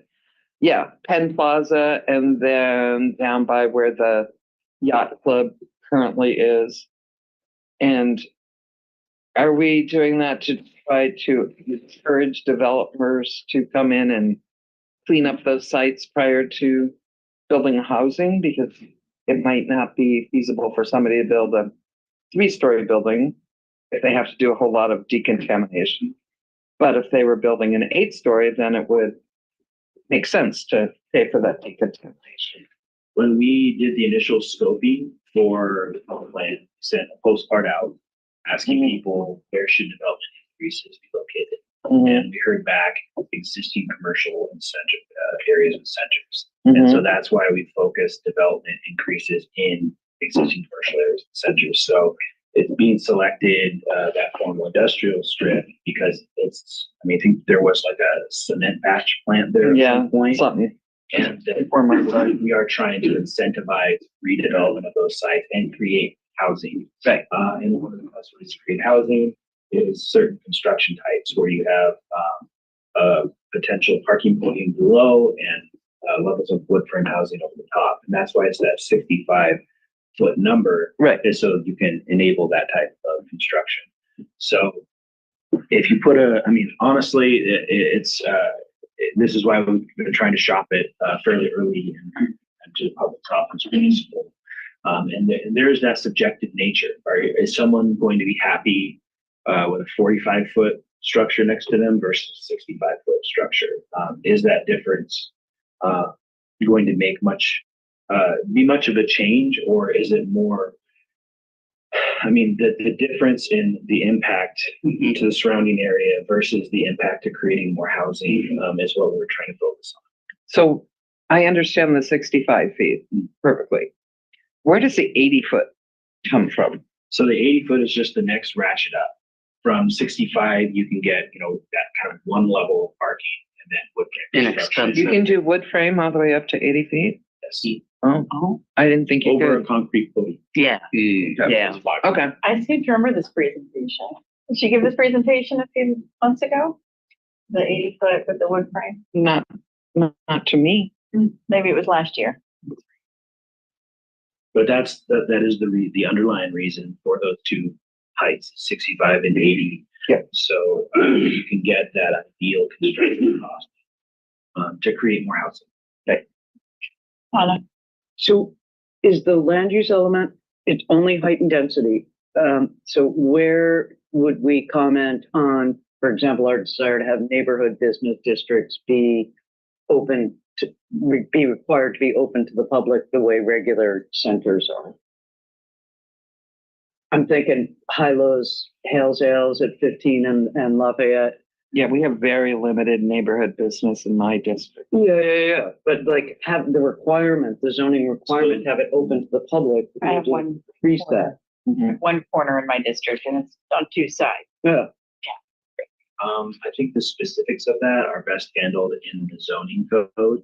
When we bring the allowed uses through the planning commission and city council, I think that's a good time for that debate. They're not in land use? I think generally usually it says like commercial activity, something general. If it'd be up to the council to discuss if you wanted to limit it in the comprehensive plan, but I think that would be a little too specific. If you wanted to put that in the zoning code under allowed uses and have that conversation. That is an interesting discussion of neighborhood businesses, and we talked about it when we did my tour. Why do I only have these two corners? And it has to do with the flow of traffic and that you don't necessarily, there's some areas you don't want to direct traffic to, right? You want to keep them residential. But there are some appropriate areas like your area with, okay, well, now we know. And so that's a whole totally different conversation, but it doesn't fit in, you were going to answer, but does it fit in land use even? Or does it fit in commercial? Is there a different category? Economic? We need to have a discussion about it. The majority of the neighborhood business area zoning in my district is for a nonprofit that pays no taxes and there's no businesses. So no foot traffic. No, except on Sunday. Yep. Oh. Yeah. Okay. There's very limited places for anybody to open a business currently. Yeah. Well, and if we're promoting business, There are plenty of places in my district open. Yeah. Well, not nice. If anybody wants to, And we do have existing code for converting commercial structures, like if there's a community building or church or something like that, we have code provisions for converting that to a business. That being said, there are neighborhood business zones are typically off the beaten path and don't get a lot of vehicular, bicycle, or pedestrian traffic necessarily. And then creating more of those areas, it creates more destinations. And there's a reason that off the beaten path commercial may fail at a higher rate because they don't have that type of traffic. So if there's a lot of vacancies in those areas, that could be a contributing factor. That being said, getting back to the question at hand, if you'd like to discuss the uses that are allowed in individual zones, the zoning code might be the more appropriate vehicle for that comprehensive plan. Okay. I think that's valid. So go ahead. Can we address that before fall 2025? We will do our best to work through the development regulations with the planning commission and get those to the city council. In a timely manner after the comprehensive plan stuff. You are such a good politician.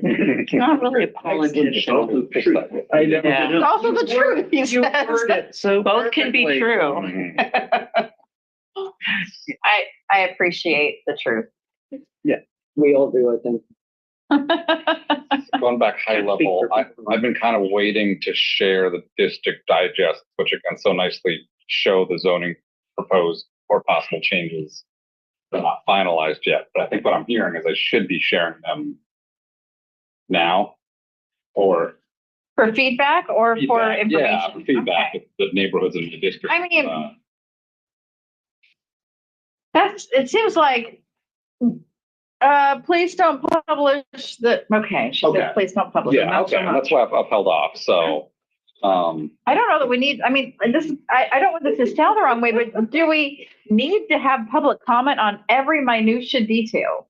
Because the digest should be, I mean, we are the ones that are supposed to be providing the feedback from our constituents, right? GCD wants us to present at our district town hall. And how better to do that than with district District digest? digest. Yeah. That's Yeah. the way. right. That's what they're. That's our come from. Primary Right, so I'm looking forward to Have a those to say tool. like, give feedback Yeah. on the zoning, yeah.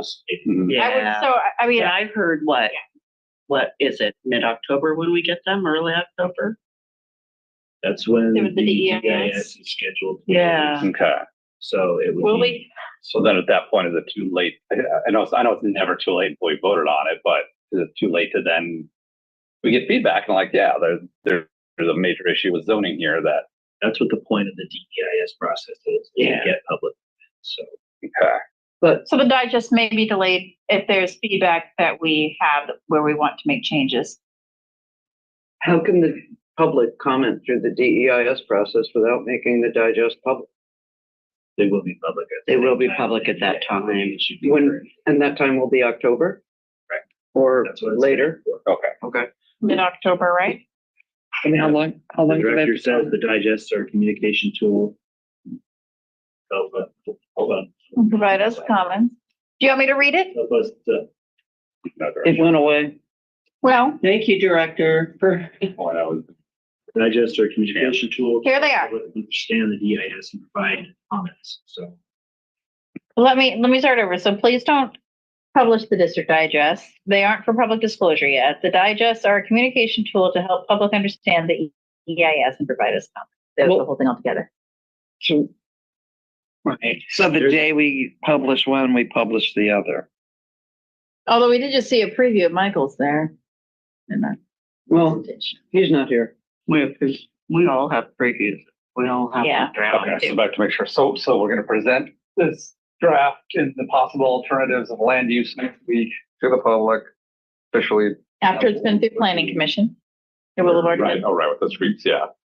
This should all be in the schedule that was the director said. That's what I feel like I'm missing. Maybe I'm missing that schedule. Like, I feel like I'm just missing the visual schedule of everything coming through. I really liked that timeline in the, where we could visualize the different things Yeah. happening at Which one again, time. I see it. Dude, yeah. Okay. But that being said, the land use element is a great time for council and the public to comment on the land use element. We'll be then sending out the DEIS concurrent with the digest. We'll open another round of public comment on the entire comp plan. So including the land use element. So lots of opportunity for the public and council to comment. I'm gonna do a quick time check with us because we did a lot, 20 minutes. I'm not trying to cut us off because this is a valuable conversation, but we're at 45 minutes. So I just wanted to just touch base, just let you know about that. I'm happy to move on with the feedback of an updated timeline unless I've missed it, which is very possible. Can we, Laying this out would be nice. so then I think maybe a resource we're requesting is a timeline of all, not just the process for our district digest, but the entire comprehensive plan. I'll include that in the presentation next week. Great. That would be great. Okay. And we love And on the- infographics. Nice. We love. With the new one. Okay. Yeah. Is everybody okay to move on to our, thank you, Want to Mr. see Jackson. the interactive zoning map or another time? I have no qualms either way. Pretty cool, I think. The interactive zoning map, meaning, Yes. I yes, vote yes. okay, yes, we want to Sorry. see Yeah, it. real Is it a quick. public link or do you need to demonstrate now? Demonstrate now. Okay. Show us. Go, go, go, Yeah. go, Yeah. go. Yeah. Just be really quick. Yeah. Go. I like interactive maps. I wish we could touch the screen here and, okay, Harrison Heights. I know. Disclaimer that you would see. Yeah. And then the zoning map for the city of Bremerton, you can add an address in here. Ooh, where? You can't say it's behind. Oh. Yeah, it's behind Lori. There's no way for us to move that box. It's, Mike, there's no way for us to move that box. no. It's okay. You're going And you click on any parcel. Oh, come on, click on parcel. Yeah. And it shows you the address. You then can click on the county details for your parcel. Oh, wow. Wait. Yeah, I remember this. I've been You through can that. click on Yeah. the DCD. Definitely use the status parcel to search check for in multiple. Yes. Yeah. on any permit that you might want. Okay. You can click, tells you your zone, of course, goes to the zoning code, if you'd like to see that. That's great. So area Yeah. plans, How awesome. that. Oh, that's great. This is nice. You've been doing some work. Yeah. Who's Joe? And What's and LB? IT, and I, so What's LB? thank you, IT. Pass that along. Pass that along. No. Eligible for my team. And What's MFT LB? eligible, so it tells you whether you're eligible, and then MFT info, if you're interested, you can go to the MFT page as well. So we tried to put it all in one Jane's box, favorite so that it's page. easy to see. Yeah, my favorite page. Yeah. And again, my cursor isn't behaving, but you get the gist. And we'll be working with IT to get that on our webpage. Lovely. It's nearly complete. We're just That's really cool. That is very Thank cool. you. I'm so Yeah. glad that you put Great this tool. to us. Yeah. Thank you. That's a tool Well done. that Drop and finish, Mr. not, Jackson. not only we can use, but the community can use. There's been a lot of questions about how to look for permits. Yes. This could be like a So central instead of point calling in for all and, those yeah. things. What's going on with this parcel near my house? Oh, hey. Exactly. Look at what's in. Exactly. Well, exactly. Well, the only problem is when you don't have an address for the parcel, like say it's a whole bunch of woods north of the. On the map, you can tell where it is. Go click Just it. punch all around it. Yeah. Till you find it. Thank you. All right, thank you, Mr. Jackson. Of course. Okay, next up, we have B11. Harrison Heights, yeah. B11 Council Member Jeff Coughlin here to present. We have some folks here that have been eagerly waiting to hear about this. Of course, we don't accept public comment right now. We will next week. But this is a resolution to designate the 900 block of Washington Avenue, commonly referred to as Lower Washington Ave, as permit-only residential restricted parking zone. Was this discussed in finance, parking, and investment? It was not. Okay, fair. That might have created a forum to do so. But Jane, I wanted to, after he gives the presentation, I'm going to open it up to you because you're the only member here to do the first questions. All right, take it away. Good. So thank you. It's a fairly routine thing. So that area of district along Washington Ave has been under construction for a couple of years, and it included both the part that's finishing up now on basically Upper Washington and the roundabout connects to 11th. But the first part that was done was also Lower Washington, literally lower walk that area. So there's a bunch of historic. Hence the name. Hence the name. A bunch of historic homes along that street that really don't have any built-in, there's basically no built-in garages or driveways. And so historically, those residents have relied on the parking along Lower Washington, but also parking along Upper Washington right across the street. And so with the construction change, I mean, a big kudos to Public Works.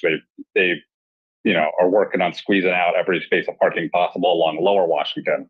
But upper, it was always designed that, the parking along that street was going away so we can have our nice new lanes and multimodal travel and connection and wider sidewalks as well. But that 60% decrease in parking has resulted in, hearing from the neighborhood, people are having a hard time finding a place to park because they are seeing people that are still parking there in the day and during the night that aren't part of the neighborhood there.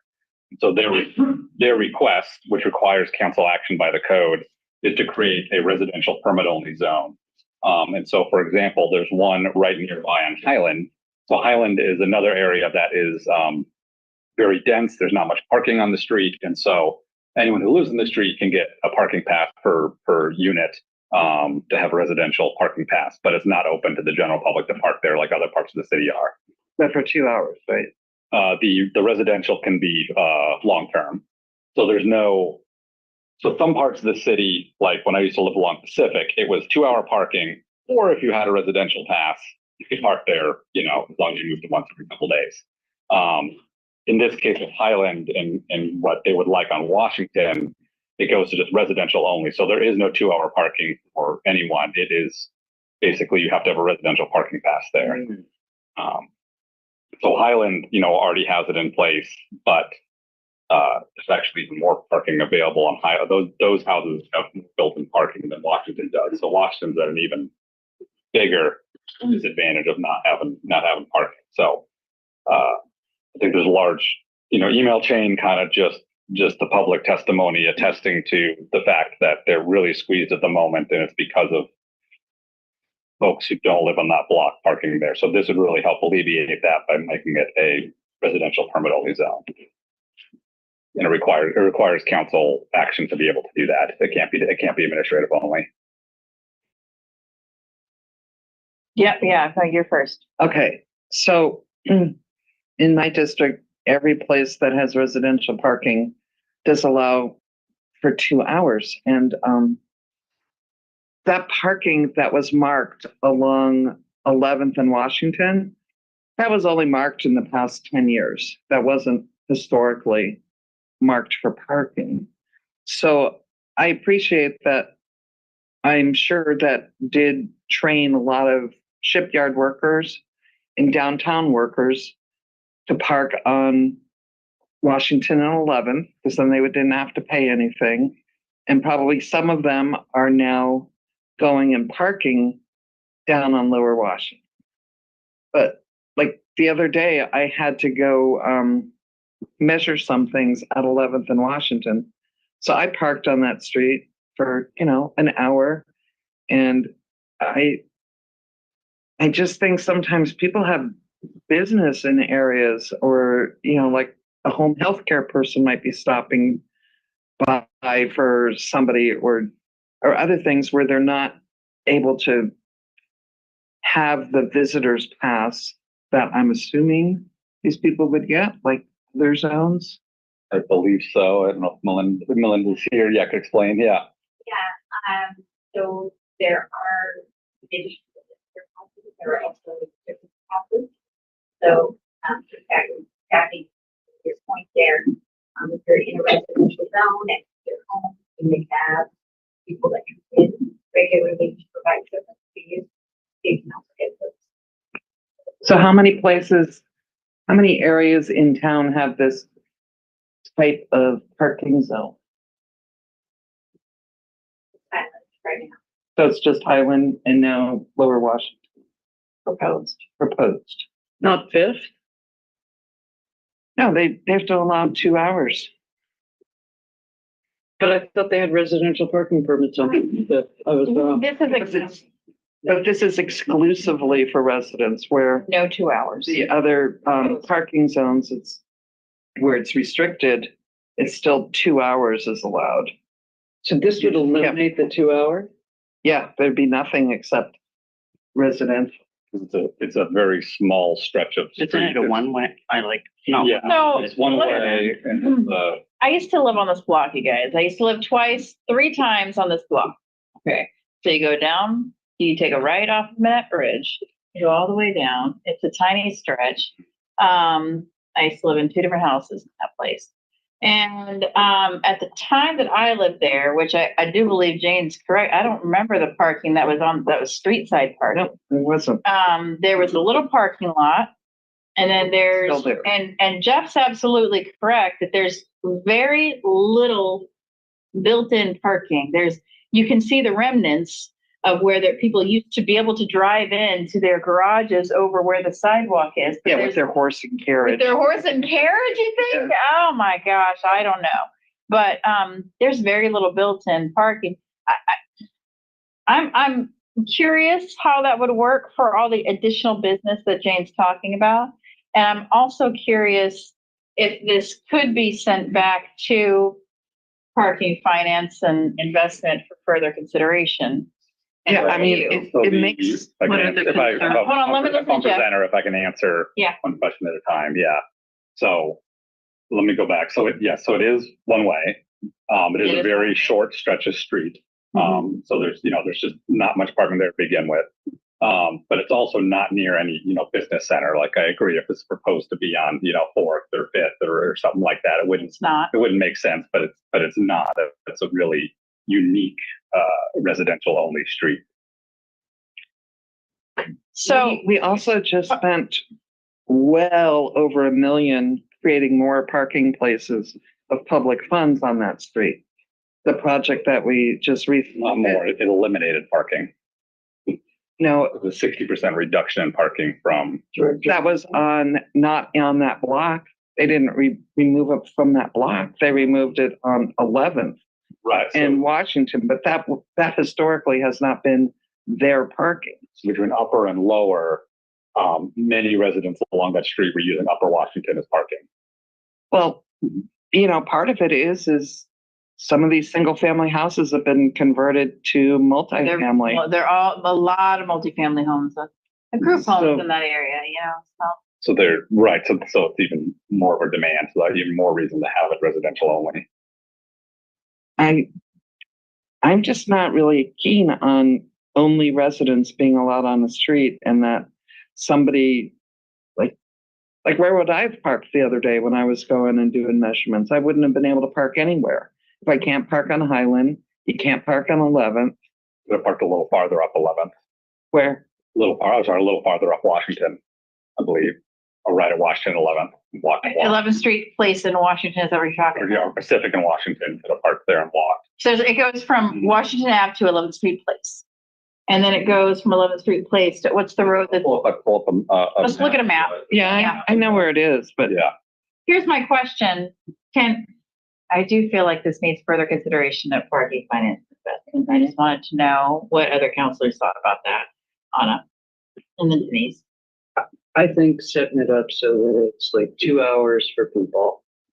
And, unlimited for residents, that's fair. I think devoting a public street to Okay. To what? I'm sorry. It can't go to parking. It can't go to parking if it gets a quorum issue. Yeah, that I was figuring that it couldn't because it's been there. It hasn't been there yet. Didn't go. No. It didn't go. Oh, correct. I had not realized that. I'm sorry. So that seems fair. Everybody in this town is scrapping for parking. And but I don't think that we can designate a street as a private parking lot. I think we need to include like a 2-hour thing because you know what's going to happen down the line, Jeff? People are going to get sick. They're going to need a medical attendant to come and give them care. People are going to have things happen in their lives where they will need somebody to be in their home. We did just hear there are service. They have service permits. People, yeah. But that's another barrier. That's a whole other, right? You have to a whole permit. Mm-hmm. Yeah. So it's like a 2-hour thing. That seems entirely fair. It's not people from the shipyard are going to park there for 2 hours, go down to the shipyard, come on back, move their car. It's too far for them.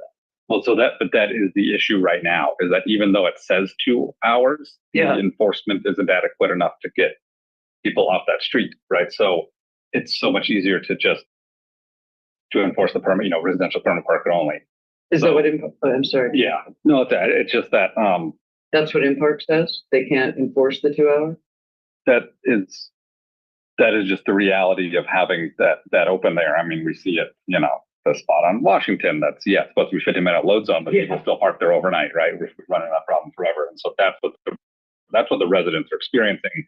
That's what's in their emails, which I don't think I got in the packet late. But definitely encourage you to read that email chain. But that's exactly what they're experiencing. People are parking there day and night, and they have no place to park remotely near their house. I'm sorry, I downloaded this at like 1 o'clock this afternoon. I think Late enough.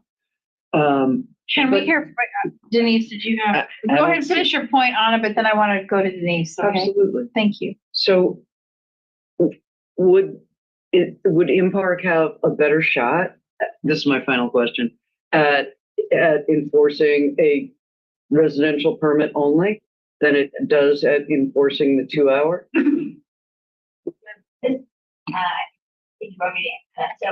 Come on up. Yes, Thank you. So we're recommending 2 changes in this area. One, residential only would definitely help. But 2, it should also be 24 hours a day, even though they can't enforce at night, but it should be 7 days a week, 24 hours a day. It's currently Monday through Friday, 5 a.m. to 7 p.m. So that means that after 7 p.m. and on weekends, anybody can park there. And what we think is that there are probably unpermitted multifamily, old grandfathered in multifamily dwelling apartments that have people that maybe they work, Monday through Friday. So they just haven't needed to get a permit. And we enforce Monday through Friday because that's when the hours are. We can't enforce when there's not a time limit there. So on weekends, there's nothing for us to enforce currently. So once we put that in place, that's probably going to move people into permits and move those people who don't qualify for those permits out of there. And certainly adding, it is going to make it much easier if it's simply residential only. But that means that this is an area that isn't slotted for daily enforcement routes. Those are generally around PSS. And then we are daily responding to row requests across the city. So it really does help with our enforcement capabilities to have residential only, because they just go through, and if you don't have that permit, if you're not in our list, and we're using that FDR system, I see, because it takes 2 or 3 or 4 different spin arounds. Yeah, to get a chop ticket. Yeah, to get the chop. Yeah, so if you have a 2 hour or even 1 hour, you have to come back to actually get that. And then people sometimes are like, oh, $20, that's worth it, and they continue to do it. And then, we have to spend more time and energy. So it really does help to have that residential only in an area like this, in which it is, I would just say, hot parking. You're really right adjacent, to, well, not PSNs, but it really is.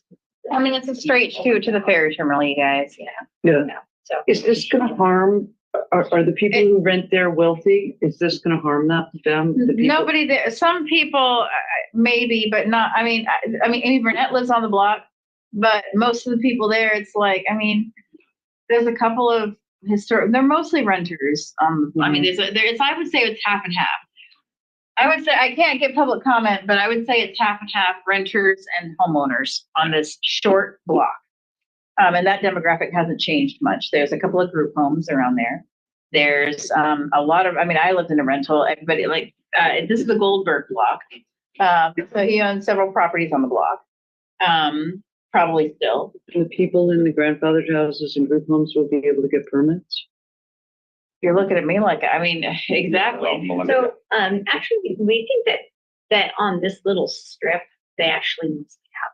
So pretty familiar. We have 26 permits out there, but there may be somebody that is visiting all the time, or actually lives in another block over, or is on their way to the ferry. There's a variety of situations that happened. I mean, actually not just variety, I will say many different situations out there that are occurring. And this will just allow us to kind of weed through those, and we certainly help as many people as can qualify. But there are a lot of things that are, squeezing out the people that are living there.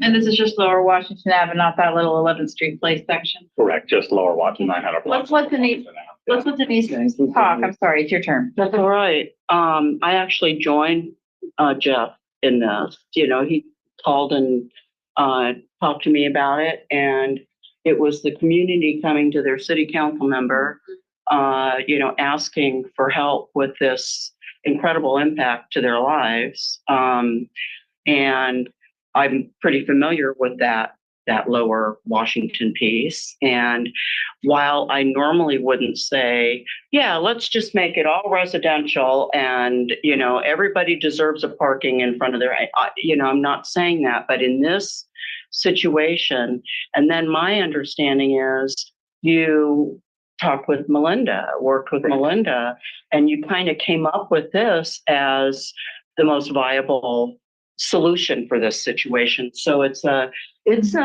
there's been a lot of thought and I should have mentioned that at the start. and Yeah, we talked a lot professional on it. assistance in determining how best to manage it. I joined Jeff, but once I knew that, Melinda was also a part of this, I was reassured. Okay, yes. So, Yeah. folks, I want to do just a quick check. I think that we have enough buy-in to at least, I would like to get this in front of the other two council members that are on parking, finance and investment. Yeah. Can we put this on general business for next week? Or do you, That's okay, fine. general business. General. Yeah. Great. Okay, so let's move on to the next council member. Maddox, yes. Consent, oh, sorry. Can we go now? I think there's a slide. Please tell me it's not a picture of another car, because I have a request for you, Jane. Your pictures that you submit, can you please put date and time stamps on them? No. Okay, because it's there. Okay, that's just my humble request. But she denied it. Well, they come to me from the city. Goes through city emails from the complainers to staff. Ask them for to me. date and time stamps, just because. Well, hopefully it's not going to happen. Let me introduce you properly. I'm so sorry. Okay, Councilmember Jane Robelowski here to present item B12, ordinance to amend BMC section 10.10.070 entitled parking violations. Did this go through your committee? Yes. Okay. The chair is not here to talk, but how did they? What was the honest recommendation of your committee, parking finance investment, on this ordinance? They were surprised that state law didn't already include it. Okay. Please present. Okay. So, as everybody is pretty aware, we've had a really difficult upsurge in people parking in what is supposedly a loading zone on Washington Avenue, just south of the Manette Bridge. When it was initially constructed, the money was for a bike and ped grant that paid for those sidewalks. And then I think that there was good intention that people thought it was just going to be like Amazon stopping there for 5 minutes. Well, after or during the pandemic, then all of a sudden, there's no rules anymore for a lot of people in their heads. So there's just parking all the time in there, and it forces bike riders further out into the roadway. This is a marked bike route. It's not like an arterial where you're hoping you can ride your bike. It's actually marked, painted green. State law did not include keeping it clear for bicycles in the marked bike route, although many other cities have updated their codes to make that a rule, a law, parking violation. So I'm hoping that, I know there's a lot of public interest in this, but I hope the rest of council, believes that this is something that we should do. Is if it's a marked bike lane, nobody can put a sign in saying that, oh, it's okay to park. And now there's been over 400 photographs that I was sent of different vehicles parking there. And that's just in less than a year. So it happens all the time. And park only works certain hours. The residents and their guests who are most likely the ones violating this, they know exactly when M-Park works, but they don't pay attention to that there's people riding their bikes there at 6 a.m. or at 5:30 in the afternoon after M-Park's gone. And we just need to not allow people to park in marked bike lanes anymore. Yeah. Consent? Counselors, discussion. So I can say when reviewing this and talking about it, as we were crafting it, something I pushed for was to make sure that we considered this citywide. Right, I wanted to make sure we weren't passing a law for just one particular, piece of road in the city. But to do that effect, when we started to look at other cities, there's a lot of other cities that basically have this on the books. We don't. So I was really, really assured to see, and that was language as we worked with Attorney Fennell to craft it. I think we ended up taking from, Redmond or Kirkland or one of, what was it? Everett, yeah. One of our very comparable cities. A lot had them, but we took that basically language and molded it from there. But yeah, just so you know, I that was my worry going in. But I think it's useful. And then I know Public Works was able to weigh in and think of some corner cases. Like we had language about adjacent to a bike lane, and Director Nucky was very helpful for reminding that at Lebo we had some unique angled parking that would be in it. So we crafted it again. So I think a lot of thought and comment and due diligence has gone into making this something that is just a smart thing to have citywide and make sure our bike lanes are protected at a reasonable level. Yeah. And I'd really like to call out, like Jane's picking out the, what was the exact language, the traffic signal. It was basically the first draft that we got, or the second draft in the ad hoc committee was like, the signage part. Right. It was the way that language read. Anybody in Public Works would be able to put in a sign saying loading zone 30 minutes only or whatever. It was a traffic control device, I believe it was. Yes. Yep. And so neither of us caught that because we did not pay attention during transportation science. Transportation class. Yeah. So I was really happy for that. And I was really happy that so many people spent so much time. And something no one has brought up, it's like the reason this one's so heinous on this block is that the cars have nowhere to go. There's a giant retaining wall. And it's like we have photos and probably video of little kids trying to go around these cars, and it's like there's nowhere for anybody to go. This is an accident waiting to happen. So let's get rid of it. And we did, of course, trash trucks can certainly block it slightly, but they have lots of lights and horns, and everybody stops for them, all the cars and the bikes, and of course emergency services, buses. They can't park in them, but they could stop next to it. And I still think, I'm glad we included it, but I really would like to see somebody ticket a garbage truck. I know, huh? I can't imagine that's ever happened. So shall we treat this? Go ahead, Denise. I think that it's a good, thoughtful move in the right direction. It's a big step. And many of us on council are very supportive of active transportation. And if it says a bike lane, it should be a bike lane, right? So I think it's safer. I mean, it just checks off a lot of the boxes.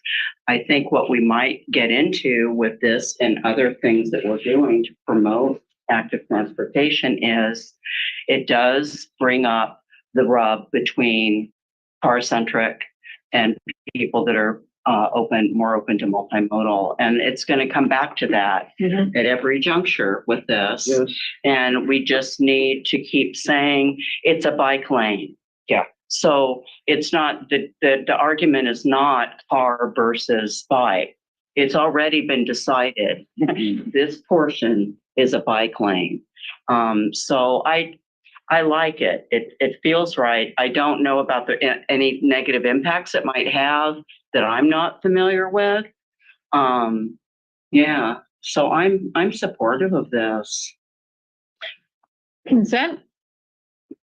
Or I should this think- be general? I'd be fine with consent. We don't have the other two, but they could. They've already reviewed this and part. Yeah, they reviewed it. Oh, I'm sorry. Yeah, because they're in parking and finance. And they gave the head nod or? Yeah. Okay, I mean, consent. And I just want to put out a shout out to Adam Durrell, who has sent in over 400 photos. We're outed him. Violations. You and outed him. Well, tell Adam to put time and date stamps on. Adam, are you in our Bremerton? Hold on. He probably He's is. not. Why do you need time and date stamps? It's in general, it's just nice. I don't know. But I guess I don't need it. It's just me. Somebody could see the photo and say, what was that? A lot of, if they were on weekends, he would document because he would send in. I bet he has the time and date stamp on his phone when he took his pictures. That's all. Okay. So that one is consent. Nicely done. I think that's a beautiful symbiotic, like a response to community. Washington. Yeah. And so it'll be interesting to see if both of these things, and what a well-regulated set of streets these will be. So what will you put on her counselor reports now? Don't be showing us pictures. Are you kidding? On her list. Jeff, did you have something else you wanted to add? Yeah. Since it is on consent, Stuff for me. I do want to make the point, it's not a panacea. It's another tool in the toolbox of enforcement. So just to say that out loud, Yeah. like everything we do. Okay. Like no parking is easier for in-park to do it. Oh, yeah, it's a lot because when it's 30 minutes or 10 minutes or 15, it's 2 or 3. And I did meet with Director Nucky to ask him how they were going to treat the curb cut, and he was going to talk to the mayor because we're hoping that we get at least temporary T-sticks in there right of way so that, nobody expects that we have money immediately to curb where. Yeah, but T-sticks, good. Listen to this collaboration between council administration too. I just freaking love it. Thank you, Mayor. Thank you, Director Nucky. All right, so this one will be on consent, but B11 will be on general. Denise Fry, Public Safety Committee Chair, brief summary of your last meeting held on September 5th. Yeah. As you may remember, the council had requested a report on the impact of various ordinances that we've passed. And we had a pretty robust discussion about, and you all were sent a new type of reporting by the police department that is kind of getting us closer, to that. Good discussion. Key point, then please, Jane, add to this. I made some notes that there are statistics and data, and then there are the stories that they tell, and that gets into prevention and deterrence. We've talked about this before. Do fewer reports mean that it's actually going down, or because they're not enforcing it, people aren't, who knows? So always to be aware of that. The fireworks ordinance was brought up. And I think it was what came up was, number one, we had the new ordinance last year. We have some stats on that. Seems like it went down, calls went down, problems went down, but we really need 2 to 3 years of data to be able to to say anything about it. And the reality, I think when we talk with public safety, we sometimes get really realistic feedback, and that is, no, they cannot enforce a fireworks ordinance. No, they cannot adequately enforce a noise ordinance. And that they're consistently going to say that because it's the truth. They can't, they don't have the capacity to do that. I believe that that's true, regardless of body language. And then the other reality is that until we have or don't have tribal sales, we're going to have fireworks. We live in an area where we're surrounded by tribal lands, and they are allowed as a sovereign nation to sell. So some realistic pushback about expectations around this, but in a very respectful way. Well, I think Karen Elton talked a lot. It was brought up too that it's really not or shouldn't be a council decision. It should be a voter's decision. That the voters on the fireworks, on the fireworks, that the voters just, somebody says, okay, this is bad enough. We're going to put an initiative out. And I agree with that. I think it should be. And that should be our response. What I suggested is that we get a few key points of response that we can make when people ask us about this, so that I'm getting tired of talking about it over and over. I don't know if anybody else is. And if we have new council coming on, they're going to, want to talk it all through too. And I just think we need to put an end to it for a little while, give the fireworks ordinance time to get some data next year, come back to it, or we turn it to the community and say, look, we've crafted our ordinance.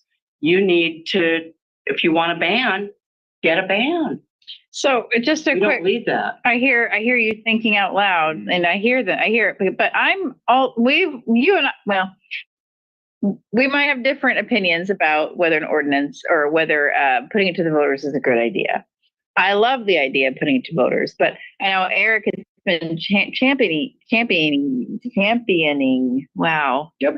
8:30. Yeah. This for a while. Yeah. And I'd love to know the process. We can't really be part of that process. No. So we are just saying to the public, yes, somebody needs to take the baton and run with it because we can't do it. All right. We can pass the resolution to put something. We can pass the resolution, but okay, so we can. Okay. There could be a citizen-led initiative. To put it on the ballot as well. Is it or council to put it? I would love to put it to the voters. Jeff, go ahead. But I want to be really clear. I keep saying that when we say ban, there's two separate things we're talking about. One is the actual discharge of fireworks, right? But right now we allow it for basically, now it's 48 hours. Right? Yeah. One's the discharge, and the rest of the year it's already legal. The other is the sale, which we have banned. We've already banned all the in-air fireworks. Right. It's only ground-based now. Right. So I want to be real clear when you say, I want to be real clear, we have banned a lot, right? Yes. Like as council, we have basically gone from this tiny little slip of time that you can purchase fireworks and legally discharge them, and we've only limited to ground-based only in the air. So when we ask the voters to pass a ban, just be really clear on what that means. And if we're saying you can't buy or discharge them in the city, 365, 24/7, we still have enforcement issues. So just set expectations there. And as we said, people can buy them from outside the city and the in-air fireworks. So I want to set expectations there. It's not like, I don't see going from what we have now. If we've gone from completely open to this, if someone's going to this, I mean, to have a practical right. My what you said last time was I'm sorry. That's okay. It's got to be a countywide ban. We've got to figure out a way to work with the county. If we want to, if it's high enough on our radar. I guess what I'm saying is we're still talking about fireworks, and it's right. September. Here's all the energy we're putting in. My instinct is that even if we put it to more people support fireworks than don't support them, so it would be it would be voted down. The ban would be voted down, y'all. That's the pragmatic, practical reality of this, okay? Because we get No, if there's enough energy, then I feel that citizens would go out and do an initiative. Now, I don't know how much, I mean. I would support, you The know? election. Yeah. Right. Well, we can pay for it and fund it, right? That's what that, See, this is how this happens. Now we're spending another 10 minutes talking about it. We're not going to solve it, but we're going to keep talking about it. I really do think council needs to figure out where are we with this? And then that's our talking points, you know, just a few lines Yeah. so that we stop talking about it. And when our constituents come to us, this is where the council is, you know. I would love it for us to get our crafting a press release to put on our FAQ page, maybe? I don't know. Okay, if that got you going, The next one. we then talk about the noise ordinance at some point. Okay, we got a public, well, the noise ordinance, as far as BPD is concerned, it's how do we even begin to issue citations? Okay, I mean, because I know that they issued dozens and dozens, well, I know they issued quite a large number of citations to Brother Don's, which is what prompted their lawyer to declare the old noise ordinance unconstitutional, but this one seems to me to differ so very little. I don't understand what the difficulty is. And well, that was with one business. No, they did the dugout next door as well. And I believe they were doing, what's that joint on Wheaton Way? On McLeod. McLeod's. Yeah. Uh-huh. Yeah, well. So what is the concern? Yeah. What's the concern? Why it's not being enforced Anymore. Right. Yeah. That there's been a drop off and it's not being enforced. There was 0 left. That's not a drop off. That's like a big deal. There has been 1 so far this year. Our methods we did work really on public safety. We worked a lot on this. Uh-huh. And went back and forth, and we had quite a lot of discourse after public safety within our group. Mm-hmm. And so the basic meter is 100 feet, right? 100 feet? If it's visibly audible within 100 feet by an officer, or there's 2 sections. There's 2. Visually, did you say visibly? Visually, auditorily. But I knew what you meant. If you can hear it. Then a specific question about why in the world are we getting no citations issued all of a sudden recommendation after Especially since the police are responding to noise complaints, Right. requesting compliance, going away, the noise comes back. And that happens repeatedly, so that doesn't seem like a good use of their time. I just wonder if it's comment on that. No. So what they had told us was that during the changes, there's still a lot of animosity towards the rules that the state legislature gave them for engagement. And their interpretation is that the state legislature does not want them to write tickets or engage on what I'm not sure who the decider is, but on crimes that are not violent, or what was the other example they gave? Priority 4 card. Yeah. Yeah. And they didn't want them, and that's our interpretation, that, you go for priority 1 and priority 2 and you can fit it in, but you're not writing tickets for 3 and 4 unless the guy spits at you or something. I don't know. But that's basically what they're looking at. I hate to quote the broken windows theory, but in 3 separate cases that I emailed to the Public Safety Committee, noise violations and public drug use and trespassing have escalated into, in one case, a house that was burnt and then burnt down to the ground. And Chief Wolf has stated that he has addressed all those with you. That's what I was told. I was told that Chief Wolf at the beginning of the conversation of our meeting, Chief Wolf made it clear that he had addressed the email concerns of Councilmember Mockler Really? already. So, Okay. like, we So can I'll take it revisit to that. him. We can revisit that. But I took that, as the truth. I find myself being very respectful of a police chief when he pushes back and he talks to me about different levels of crime. Mm-hmm. And I do wonder how we manage the crime that we do with the force that we have. And so because I respect that so much, and the cost benefit ratio of their interventions, does that really, pan out? But I think we need a direct answer to the decline in data.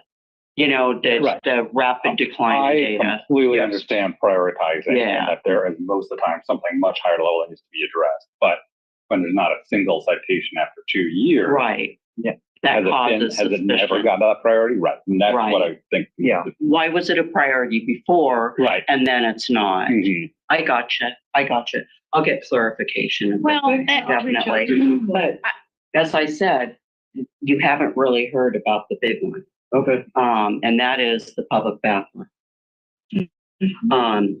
We heard a lot, and I think it was Judge Flood who really brought up some points that I hadn't heard brought up in the conversation before. She was mentioning that she has traveled quite a bit, and there are many places that she comes into, and bathrooms aren't prevalent. She has to find a public bathroom. And then there were a few people on the call that pointed out what public bathrooms we have downtown. Municipal court is one. And boy, does Judge Flood have a lot to say about having a public bathroom in municipal court, as far as the demand that it takes. And then the point that law enforcement, I really heard over and over again, was we build a public restroom down there. The people that are urinating right now publicly on the walls and in the alleys are going to still continue to do that, because they could go over to municipal court and they don't. They could go, They can't go there at 5 o'clock at night. Well, it's not just municipal. I mean, the pushback, let's not get into another committee meeting here. I'm telling you what our folks that are living in it are telling us. And so I think I actually thanked them. I think Captain L, he was nervous about speaking. He really was. But he spoke very truthfully, and also about the impact, which we've heard from Chief Wolf. The impact of all of this on their officers is intense. Coming into contact with people that we can't fill their needs. We can't, because of mental health and other issues. And so it was a good conversation to have. I think it's one that needs to be ongoing. Back and forth, and maybe with the entire council. Yeah. Great. Yeah. So I have a couple of follow-up questions. Were any of the members present? Who were the people that spoke on the public bathrooms? Well, we're a committee. We're a committee, so it's nobody's to be a committee. Okay. So, I mean, you can, okay. So you don't take the public feedback? No. Yeah. No. Okay. So, did you have guests that spoke? No. Okay. All right. So you're just taking the public comment, right? That's coming from like our council. Police. Yeah. That's not Police, public fire. comment. No, public comment. The public comment that's coming from our council meetings. You're taking that into consideration, right? Yeah. Yeah. Of course you are. Yeah. And then, That's why it was on the agenda. Yeah. I mean, that's why it was. and so I just the use of the restroom. I mean, the restroom was being used. It was being serviced 4 times a week. So it would be interesting to take into consideration feedback from the folks that were having the restroom serviced. and managing it from the. What I'm saying is, it's not ours to manage at this point. I mean, it's administration's to manage. But what I'm telling you is, what I believe is that that decision of whether or not to do it is probably based on what the mayor and others are hearing from law enforcement, So, from the judge. Here's something that I want to put back into your laps. Yeah. I'm going to direct something back into public safety right now because we have a budgetary item. Let me just give you the numbers right now of what's left over in this earmarked issue. And there was a suggestion that I really liked that came from the public, that maybe this money, even if it doesn't go to a restroom, maybe we can set it aside for vulnerable people, for public safety for vulnerable people specifically. We still have for this year, let's see, gosh, I believe we only spent, I'm sorry, it's not even on here. Spend 3,400. 3,400. So out of the 10,000. And so it's carried over. And so there's still a budgetary amount, a good quantity that we can hold over. And I want to put it back in your laps at public safety, if that's okay with everybody else, because this money was earmarked for bathrooms, specifically for homeless population. And I feel like it's not really a public safety issue, but maybe it's a public health issue. You know, it really is. But you're the closest to public health. All council? I don't know. I'm just trying to put it back in. Let me finish what I'm saying. I'd like to put it back into your hands for recommendation as to what we should do as we approach budget season with the allocated money because this was originally in public safety committee. So I don't feel comfortable. I feel more comfortable putting it back in your hands to make a recommendation what we do with the remaining funds for that earmarked amount. So on this one, we can all discuss it together and then still send it back to the committee without breaking quorum? I don't think you can, Jennifer. Yeah, it's best if things, you can send things back, to talk about something specific. If, for example, do you want to keep it for a bathroom or for something else? Why do we want to ask police and fire, hey, what do you want us to do with this money? Sorry. Because they don't want us. Discussion would be better in a study session. Okay. Yeah. Okay. All right. That's fair. Here we are at a study session. Okay. So let's pause on the money, and we're going to actually talk about that later anyway. We're going to have, I think Jeff's got a proposal for something small, but we'll just have a quick, because I wanted to have this larger conversation about the remaining funds. Maybe they spend on retreat, not bathroom retreat. But did you finish with your public safety report? Let's finish that up. Since I can't, I've been trying to break quorum all over the place tonight. Yeah. So. Yeah. Okay.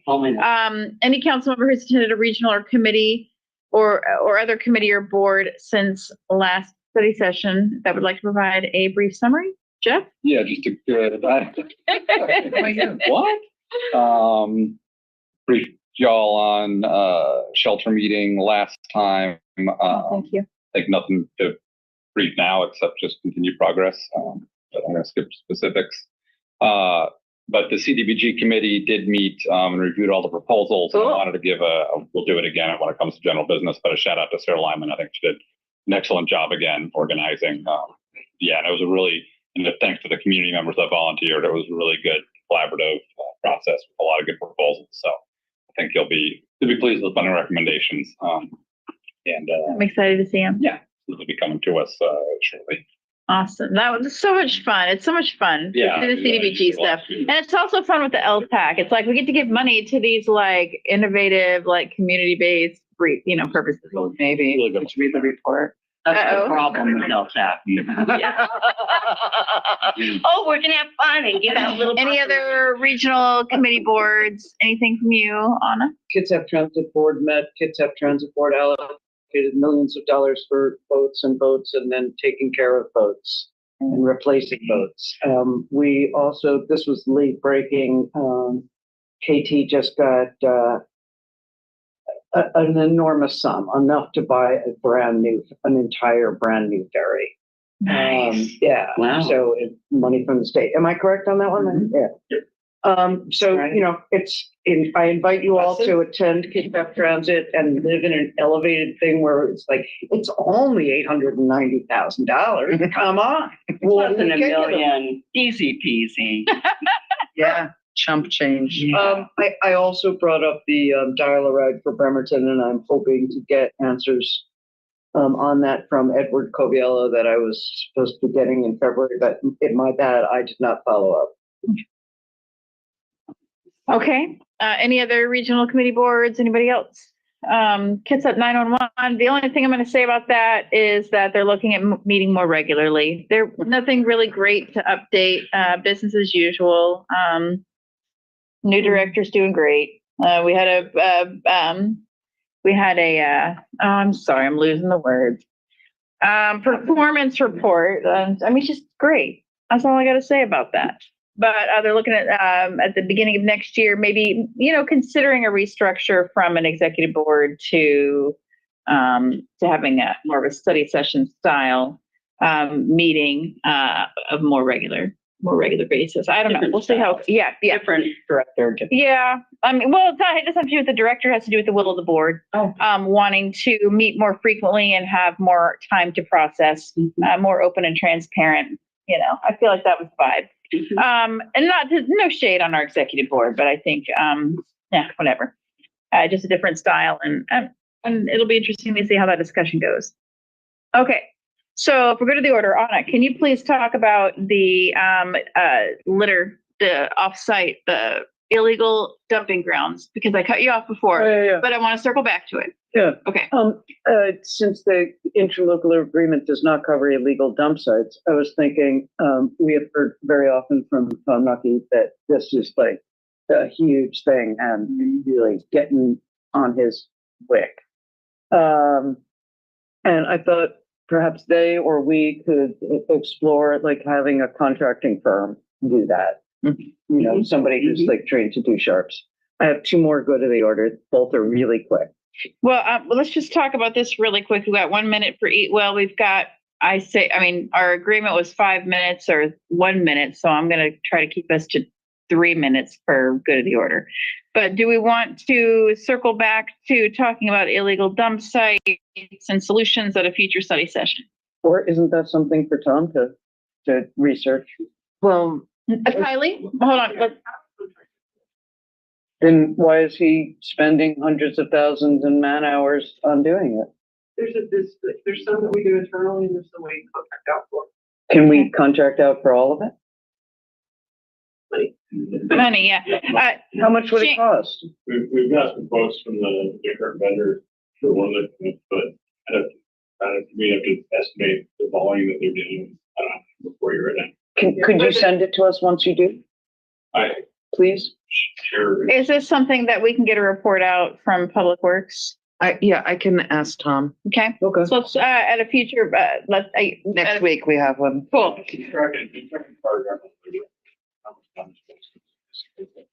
I don't want Public Works to be so as discouraged as they seem to be by this town.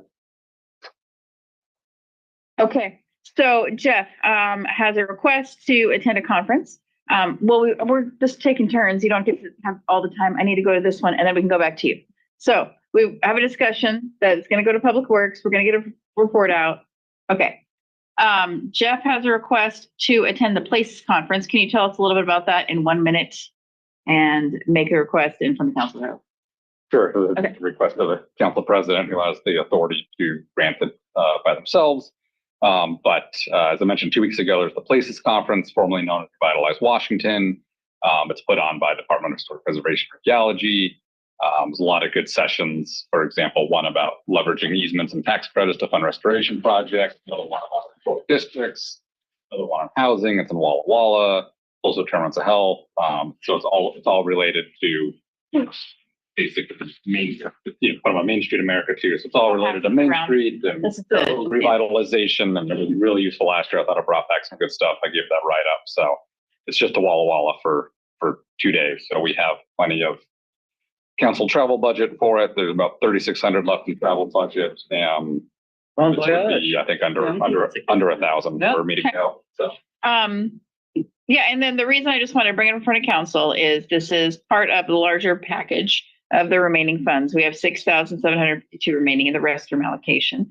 We have 1,100 in registrations under training and 3,597 left under lodging, mileage, parking, bridge tolls, et cetera. However, these expenditures can be moved. They don't have to stay in these line items. We can allocate them to another line item if we wanted to. So they're not. Could No, you but you're- email them to it's- us?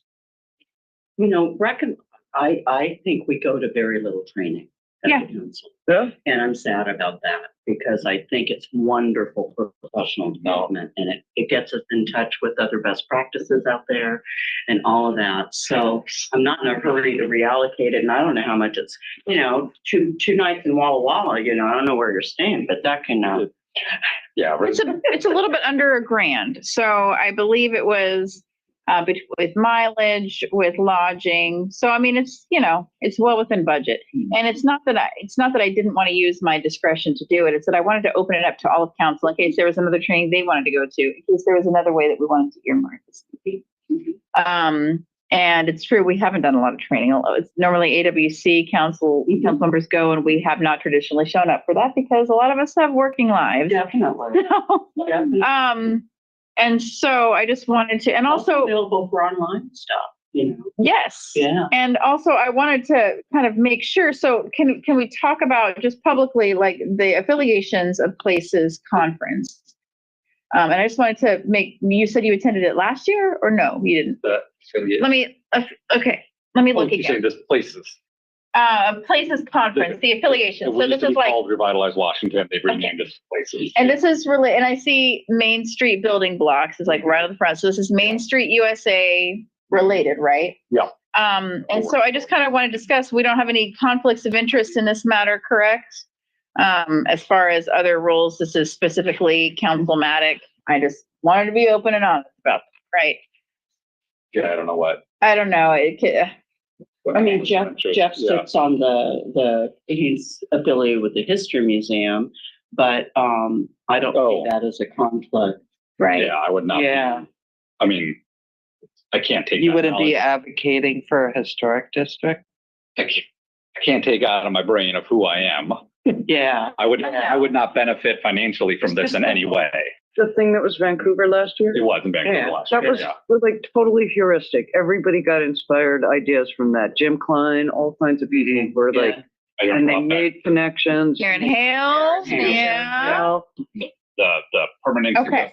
Permitting, the way they did. So, and project. so I didn't want to, I wasn't trying to put you off I thought that it was clear when I was talking before about the leftover funding that I wanted to have this discussion publicly to make sure that it was okay with everybody. If folks attended this, I mean, something that was a few $100, a little bit under $1,000. I just wanted to have a discussion. If anybody else wants to go or has another training, is this how we want to keep this money allocated under travel and training? Could you email us those figures? I can show them to you, but they are changing. I'll show them to you right now, but Can you email them to me? I cannot email them because they're going to be different. Okay. So take a picture. I'm done. And that they're going to change from month to month. They're going to change after Jeff does his. You've already got your hotel reserved. So you're going to get your. Yeah, no. Okay. Thank you. Yeah. So it sounds like general consensus is yes, please go. So I am going to approve it. And then council, at some point in time, I would like to have a discussion on what we do with the remaining restroom allocation. So do you want to see this on a future study session? Yes. Yeah. Yes. So I want to use it for a bathroom. yeah. But that's a whole complicated That's why I'm like, I need the public safety committee to weigh in on this. So, okay. So yes, on your conference, did you hear that, staff? No. Yes. Mike, Director attendees. Riley, whoever you are. They're not the committee. You're the committee. No, we all are. Hold on, pause for a There's second. the carryover on the restroom. I'm not seeing it in the budget. If you have money, you have about $23,000 to spend the rest of the year for supply service and taxes. I'm not seeing an allocation to carry over that $10,000. The contract for G2 is for $3,000 or whatever. We didn't pay it till this year, till Yeah, this. I know, but they more through why, but that was for prior years, late invoices. So you didn't carry it over for us on our budget. That council staff to put that in the budget request to carryovers. So So it's not a carryover. there is no carryover. You still have funds. You have about 20, right? Just look up your balance. You have about $23,000 the rest of the year for everything in supply services and taxes sitting there. Is available. In our it's from our professional services. Yeah. It's in the professional services category. It might not be listed as a carryover, but it was allocated in this year's budget as a 10. I don't. Well, you say 23 and I see 22. Well, I just ran to it. Is this okay? So we still have the number that you're saying is the same as what our staff is saying. $50 there. I'm not seeing the actual anything that has to be carried over the bathroom balance. $10,000 budget amount in 2023. Those in we waiting in invoices. We have ended up entering a contract with G2 for $3,000, whatever the dollar amount was, and that's been paid in 2024 because they were waiting for the invoice to go out time to get the documentation. Well, what you're saying we have is great, is along the same lines of what staff is providing. So what I'm saying is there is still money there. Some of it is we have a balance. We can get computers if we wanted to. Computers is an idea. We can do more training. I mean, there's other, because I know that there's a desire to not have iPads. But I'm just, the number that you're giving me is the same number, bottom line, roughly, that I have. And so there is still an allocation under professional services according to our staff. And part of that, in their minds, is the carryover and remaining for the restroom allocation. Perhaps they built it in to our professional services budget because we hadn't finalized that bill. This seems like it would be a really good agenda item. We're going to make it an agenda item. Okay. How much of computers have we got left? Yeah, because it's got so many moving parts. I know. Also, tied to the budget. Yeah. Because you don't have to spend it. Okay. That's how you get it to carry over. Next to impossible to Not fine. So I've got a couple of things for the order. have a laptop. Yeah. Let me double check with these two. Denise, do you have anything for good of the order? Jane, do you have anything for good of the order? No. Okay. Anna, please feel free to. Yeah, so we were gonna have a discussion on policy today, but that was canceled, or it was postponed. So did everybody get the email that has the link to the policies that the city of Bremerton policy is also like the speed hump policy, complete street policy? Did everybody get that link? Yep. Okay, I have not, second and final part. I have not found an email policy in any of those policies. Has anyone else been able to find one? You know, how emails are gonna be. How emails are handled? Yeah. I just would like to know. I haven't seen one. Okay, I could have missed it. There's a lot of policies. okay.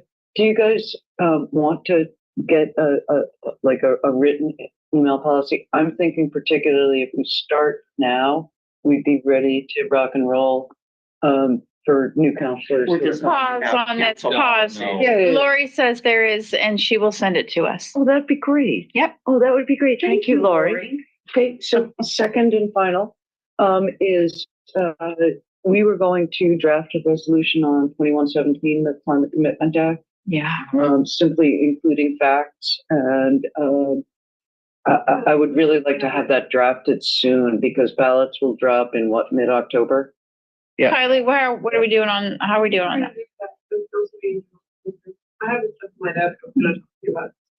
Yeah, we did agree, we wanted it coming out close to the election by now. Right, but given the speed of government, if we could ballots drop, have a draft on September 28th, then It doesn't, it's not a draft, like resolution or something like that. it's a process. There's a process we have to go through that allows both sides to come and have equal time in front of the council. It's a big deal. So it has Yeah, to, so we're gonna, go ahead. that would be the first or general meeting in October, right? Like we don't oversee the draft, you create it and take it directly to the public without our review? I have a feeling by the way you phrase it, Anna, that you don't like that idea. No, I'm saying, like, is this one of those boilerplate things, like, What I'm saying is it's not gonna be something with, or the council decides in study session what's gonna be put onto, Okay, so it's like a preset format. right? We, the council. There's our resolve CW this. to guide it. Be very, bland, I guess would be the word, is that it's not, it just says Okay, so can we, support or oppose, and that's the council's position. And we have Okay. to allow equal time to public comment. and do we have that on the agenda for October? I think we were looking at it for like the second meeting in October is what I thought we had said. The ballots will drop by then. Okay. October 23rd, They will have. 16th, dropped I'm by sorry, then. 16th. They will drop on the 18th. Yeah. Perfect. I thought the 16th was when that was, I have the stuff on my. Perfect. Okay. Okay. That's it. Good night. Okay. So are we done? Great. So get your script. Before we leave, take a Oh, look. yeah. Make sure that you put on your calendar Denise's birthday, which is October. But then I think she's gonna be somewhere else on her birthday. But no meetings on these 2 Wednesdays, and then budget workshop meetings to keep in Yeah. mind. Staff potluck tomorrow from 11 to 1. There, sunshine is promised along with gluten-free buns and That's it. drinks Evergreen? Is and it hot Evergreen? dogs. Okay. I have to go speak at a, like, So, is Anna really gone right now? Is that what happened? She's I don't left? know. She might bring an apron. No, there she is. Okay, thank you. All right. So the next council meeting, come on, it's not even 9 o'clock yet. The next council meeting will be on Wednesday, September 18th, starting at 5:30 in the first floor meeting chambers of the Norm Dix Government Center. The public is invited to attend in person or remotely, but anyone wishing to speak during public recognition via Zoom must submit their request through the city clerk by calling 360-473-5323 at least 24 hours prior to the meeting. This meeting is adjourned. Thanks.